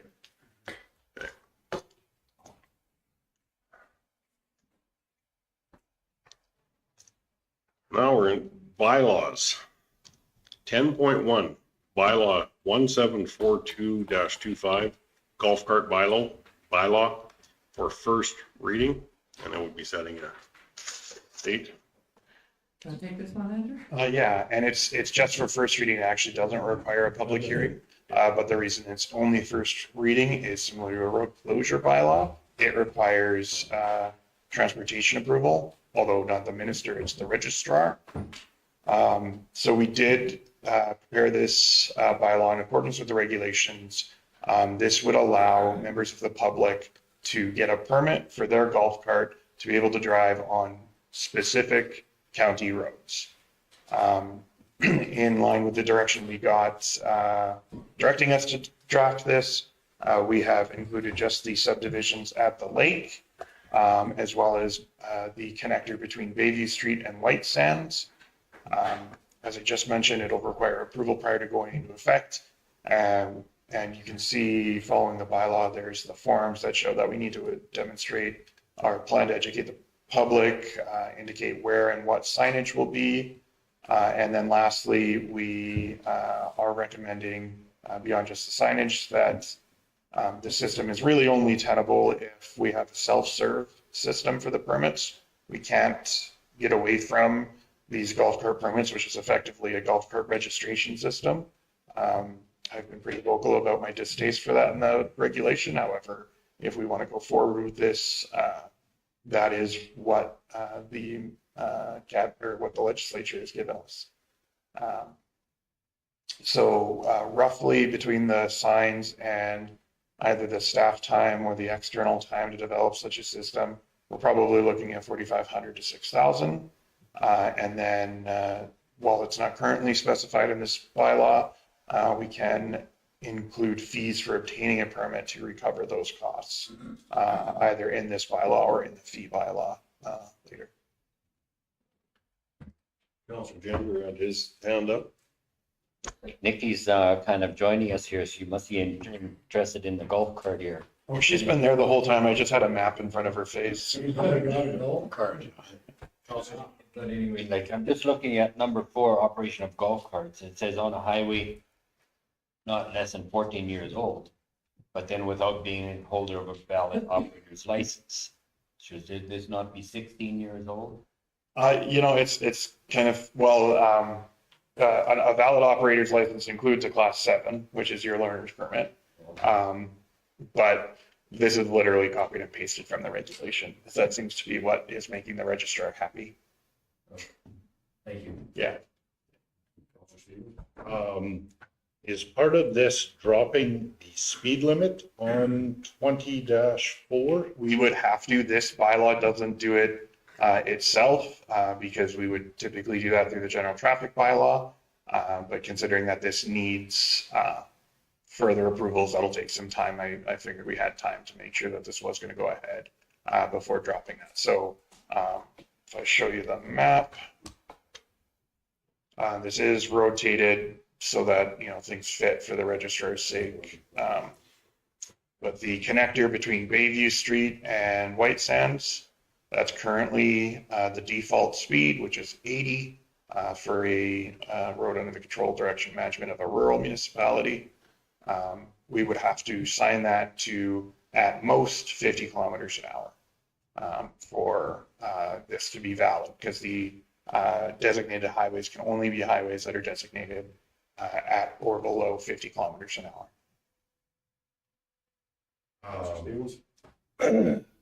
I think 50 makes sense. There seems to be a lot of people that come up to that curve and start braking pretty heavy, right?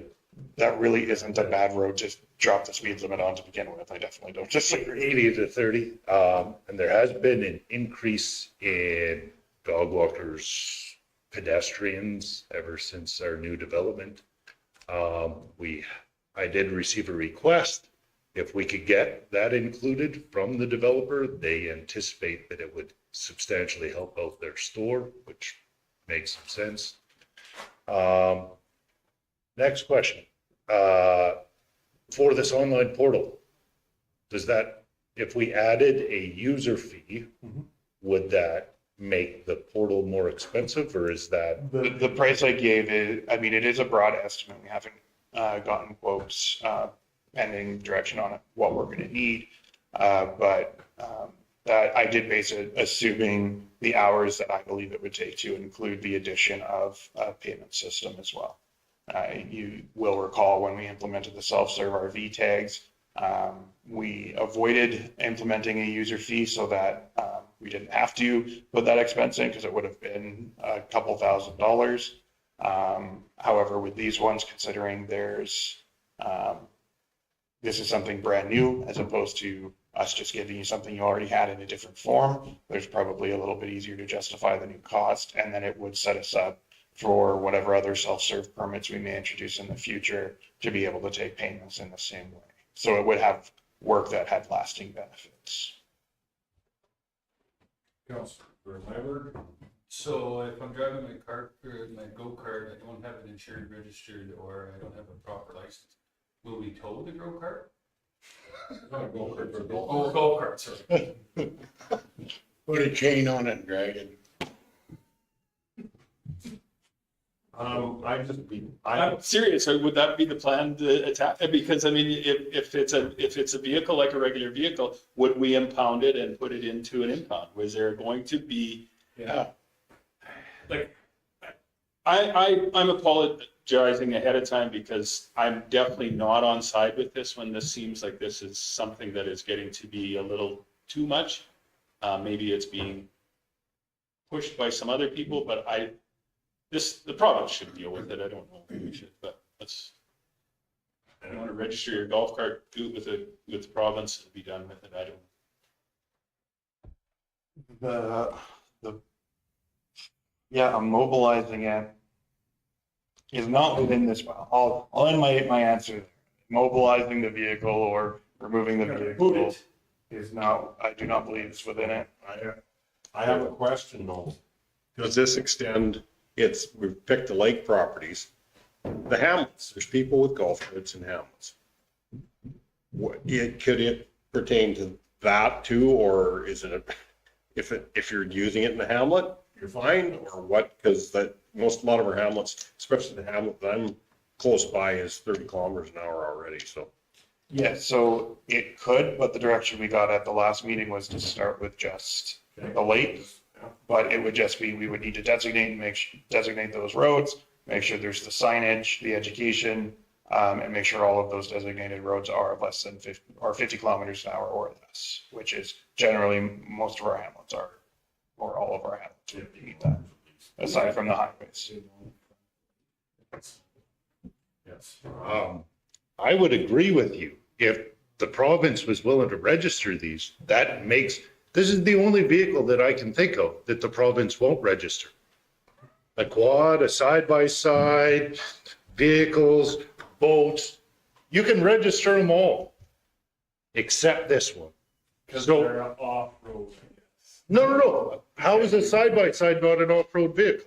You can go and get that registered. Signal lights and lights. No? Besides, no. Emergency brakes, signal lights, They don't have signal lights on I've seen, dude, they got headlights. some don't. them. They got headlights, taillights. And the reason why I support the idea is this is kind of like changing gun rules. These are otherwise law-abiding citizens, I know. and we're, by stroke of a pen, criminalizing what's been happening for decades. Well, and I would talk to the opposite side of that. Before the registration, they weren't criminals. Now we're making them criminals. Because before, I would drive around, there was no criminal charge. What would you do? You would say, hey, there he goes, drives along, right? There's no law against me driving it on the road. Yes, there was. Yeah. Just everyone put on blinders and ignored the fact that What they was, were on what the was the road. law? Driving a prohibited vehicle. But it's not a prohibited vehicle, It is. because it can't be registered. Right. But that's kind of the point. There's only one. Just like a mini bike, it shouldn't be driven on roads. But if it's registered and insured, you can do it on the road. No, there's more specific definitions than that. Motorcycle needs signal lights, doesn't it? No, it doesn't. Can't say. All these gaps. Anyways, I did want to add, and this is strictly political commentary, and I apologize, but as far as the province should be doing this, I wholeheartedly agree, which is, where my distaste with the system comes from. But under the Traffic Safety Act, a municipality, this is quoting, the Council of Municipalities does not have the power to make a bylaw that does one or more of the following, and that includes affects in any way the registration or numbering of vehicles. And I just like that, not only has it not been our problem, it was not even our authority until this. So, yes, I agree. However, this is the law of the land. This is the law of the land right now. And if we want to allow golf carts beyond, we want the good governance board, if you want to allow golf carts, you need a golf cart bylaw. And it has to expire within 5 years because this is still just a pilot project and all of this may be temporary. Counselor Stevens. Are you recommending that we deal with the potential fee in a separate bylaw, in our fee bylaw? I would put it in a separate bylaw, but knowing where you guys want to go now would be helpful. I do, just as we look to communicate it to the registrar. Okay. With that being said, I will move that we give the golf cart bylaw first reading and set the public hearing. No setting public hearing. This is just refer to the registrar of motor vehicles. They have to approve it, not the public.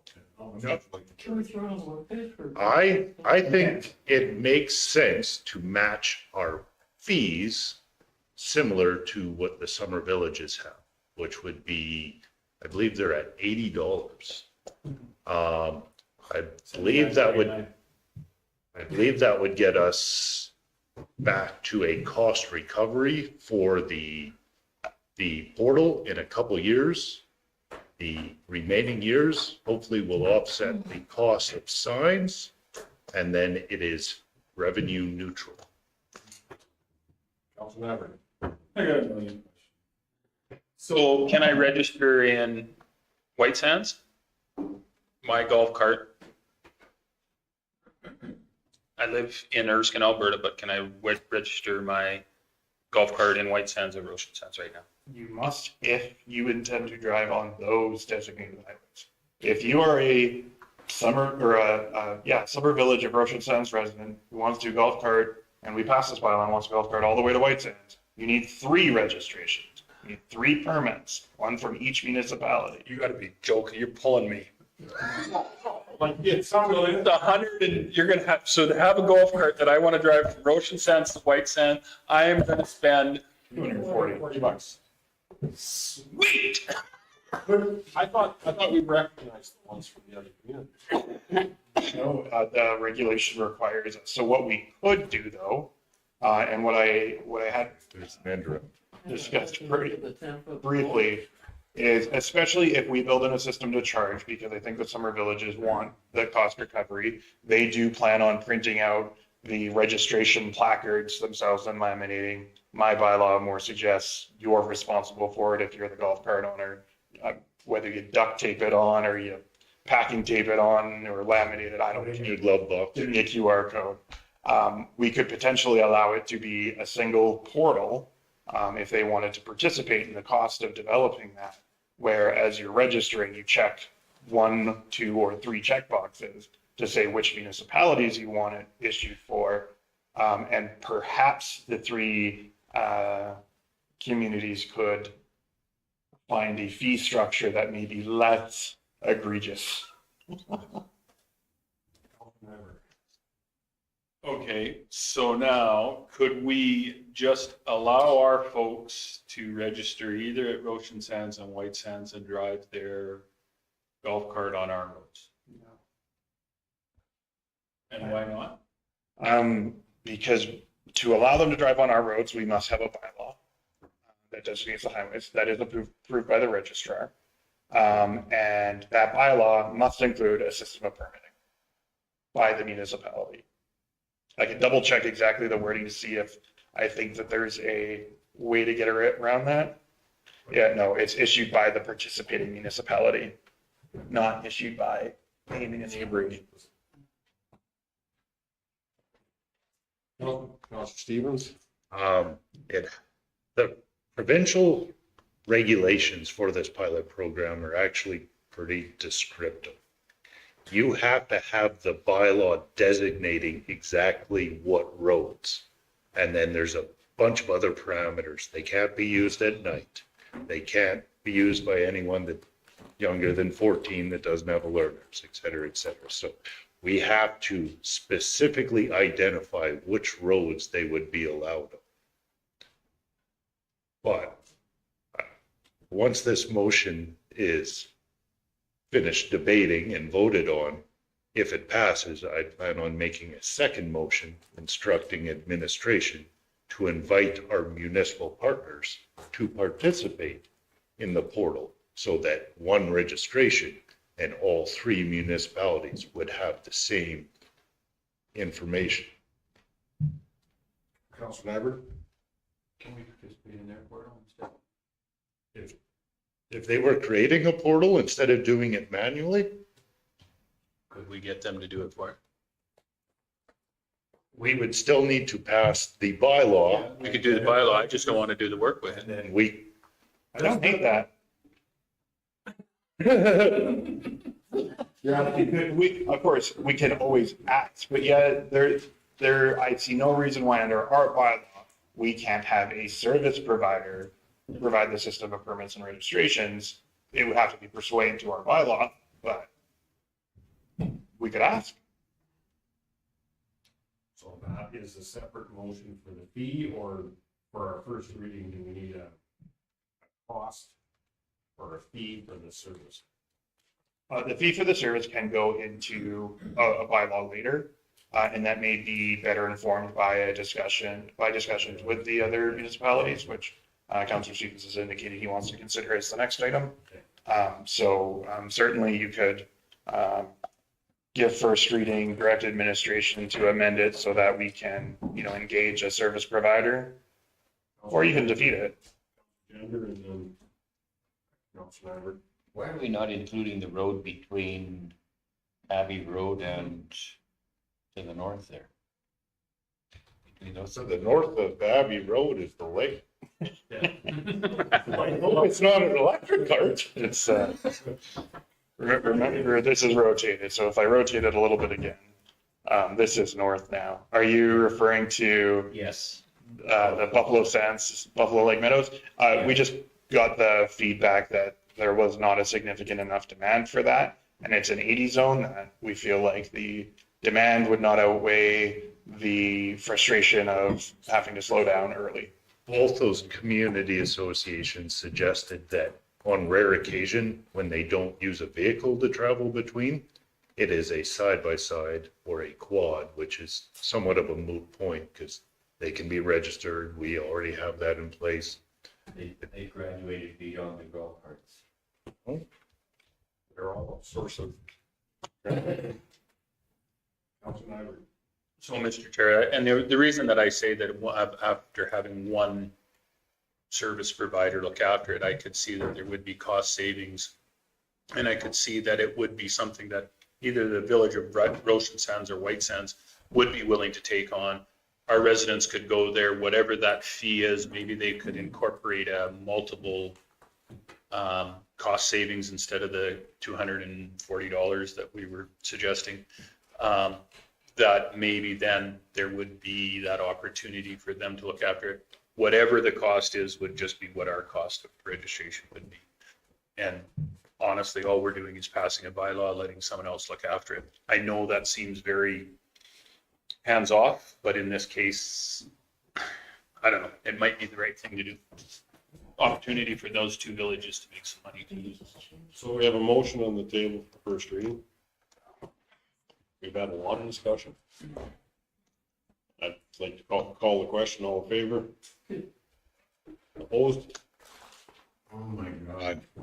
Hell's freezing over, buddy. Hell's freezing over. Councilor Grover opposed. Yeah. Okay. Councilor Stevens? I'll make a motion to instruct administration to reach out to our municipal partners about a shared portal or registering service to include your suggestion. Your suggestion. How do you put that in a motion? Oh, well, I was just, that was after the motion. It was just a nod to make James happy here. Yeah, but that's a fairly tough motion. Instruct administration to reach out to our municipal neighbors to seek a joint portal or cart registering service. To make James happy. That's what I have. That makes sense. Andrew? We will call the question. All in favor? Opposed? I don't want James to be happy. It's about that time of day.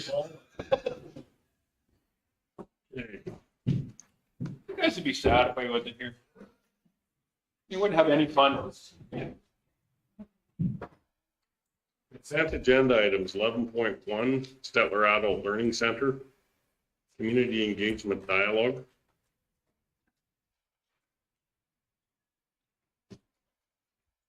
Mr. Chair, I'll talk to this a little bit. I registered for this. I've been through the Adult Learning Center. I don't know why, but I think I was on the board at one time there and then for a short period of time. So I've always had the connection. So I just sent this. I think it's an opportunity for us to engage in what they're doing there. Any questions, concerns? Well, receive for information, but you got a few, I think, that you do. Just two. Just to, Just two, yeah. it's about the proclamation for Rural Health Week. Did you want to proclaim Rural Health Week? I would feel myself that we should. Fast. So we just need a motion, right, Nikki, to.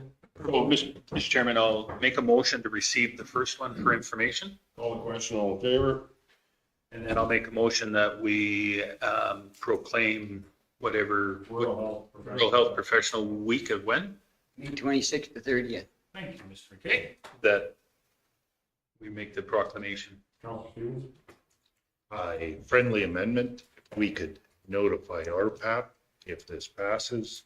They are doing some advertising for all the municipalities that participate. 100%. I will take that as a very friendly amendment. Okay. We have a motion on the table. Call the question, all in favor? It's not just friendly, it's very. That is carried. So we are back to in camera. Our CEO comment. Thank you, Chairman. Prior to going into in-camera, I'd just like to inform council that we are expecting rail cars in Nevis next week to start to move the flies out of there. And we just want you to be informed, and I think that there will be a meeting probably between CP Rail or whatever they call themselves now and operations. Sorry, this is not relevant to that, so if there's any questions on that. I think that's pretty straightforward. It's a request we made. Yeah, no, I'm happy to see it go forward. Thank you for everybody, and Nikki especially. Yeah, they said that the extreme cold and snow in February caused operational issues across the network, causing them to delay scrap time removal earlier in the year. So we're hoping to roll it next week. So I just wanted to communicate one of the changes to the Local Authorities Elections Act that we've recently become more aware of the practical implication to.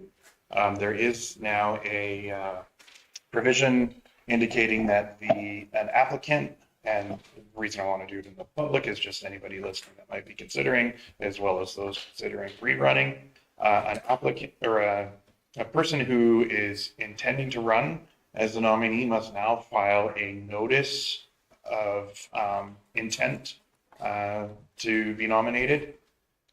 This form, it has to be done prior to any contributions to the campaign being collected or any campaign expenses being expended. It's all part of the campaign finance stuff to define, because they changed what the campaign period is. Before, you just weren't allowed to have the campaign contributions or expenses until you were actually nominated. But now, because they've sort of broadened this out to a 4-year campaign period, moving forward, they needed some form of official, I'm going to be a candidate, so that we know to follow up, well, what's your paperwork at the end? I need clarification on that then. I went and got a criminal record check that cost me $20. Where does that fall into this? I believe we did have municipal affairs speaking at our central zone RMA, and there were, what do you call things like, the things like door knocking and stuff were all considered volunteerism as opposed to knocking, but the patch for the criminal record check, I would be shocked to see somebody hanging you up on that, but there's no case law for me to discern what exactly it is. Did you get the criminal record check for your coaching service and just happen to use it as double duty? Because that would be a No, lot. unfortunately, they do ask. Why or what organization are you getting it for? And then I had to say the county of Stettler. Nice. You went to the wrong place. I went to Bash and got it for nothing. Okay. Maybe they just took my $20. Come to think of it, I didn't get a receipt. Okay, so We can submit. that, Andrew, that covered what you need? Yes. And like one other question, is that in the packages that were It handed out? is now. Wasn't, It wasn't previously, and you're notifying the the, recruiting officer will be reaching out to each person that had picked up a package previously.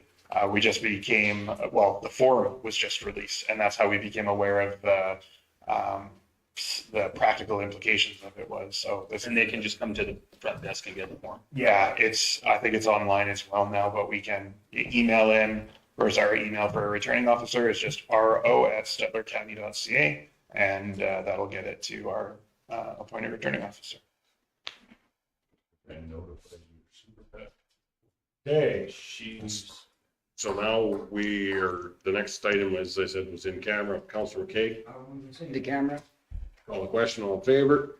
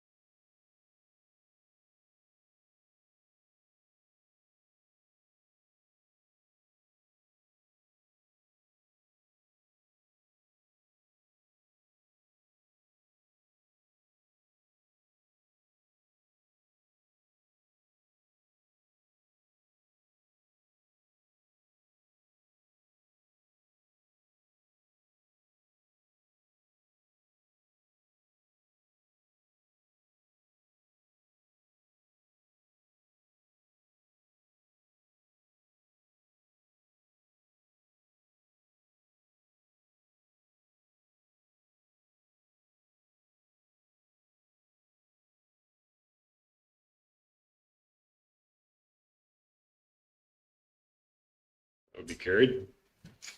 Counselor McKay, Adjourn with the next meeting. next meeting, April 9th, 2025. Counts for adjournment. Call the question. All in favor? Thank you.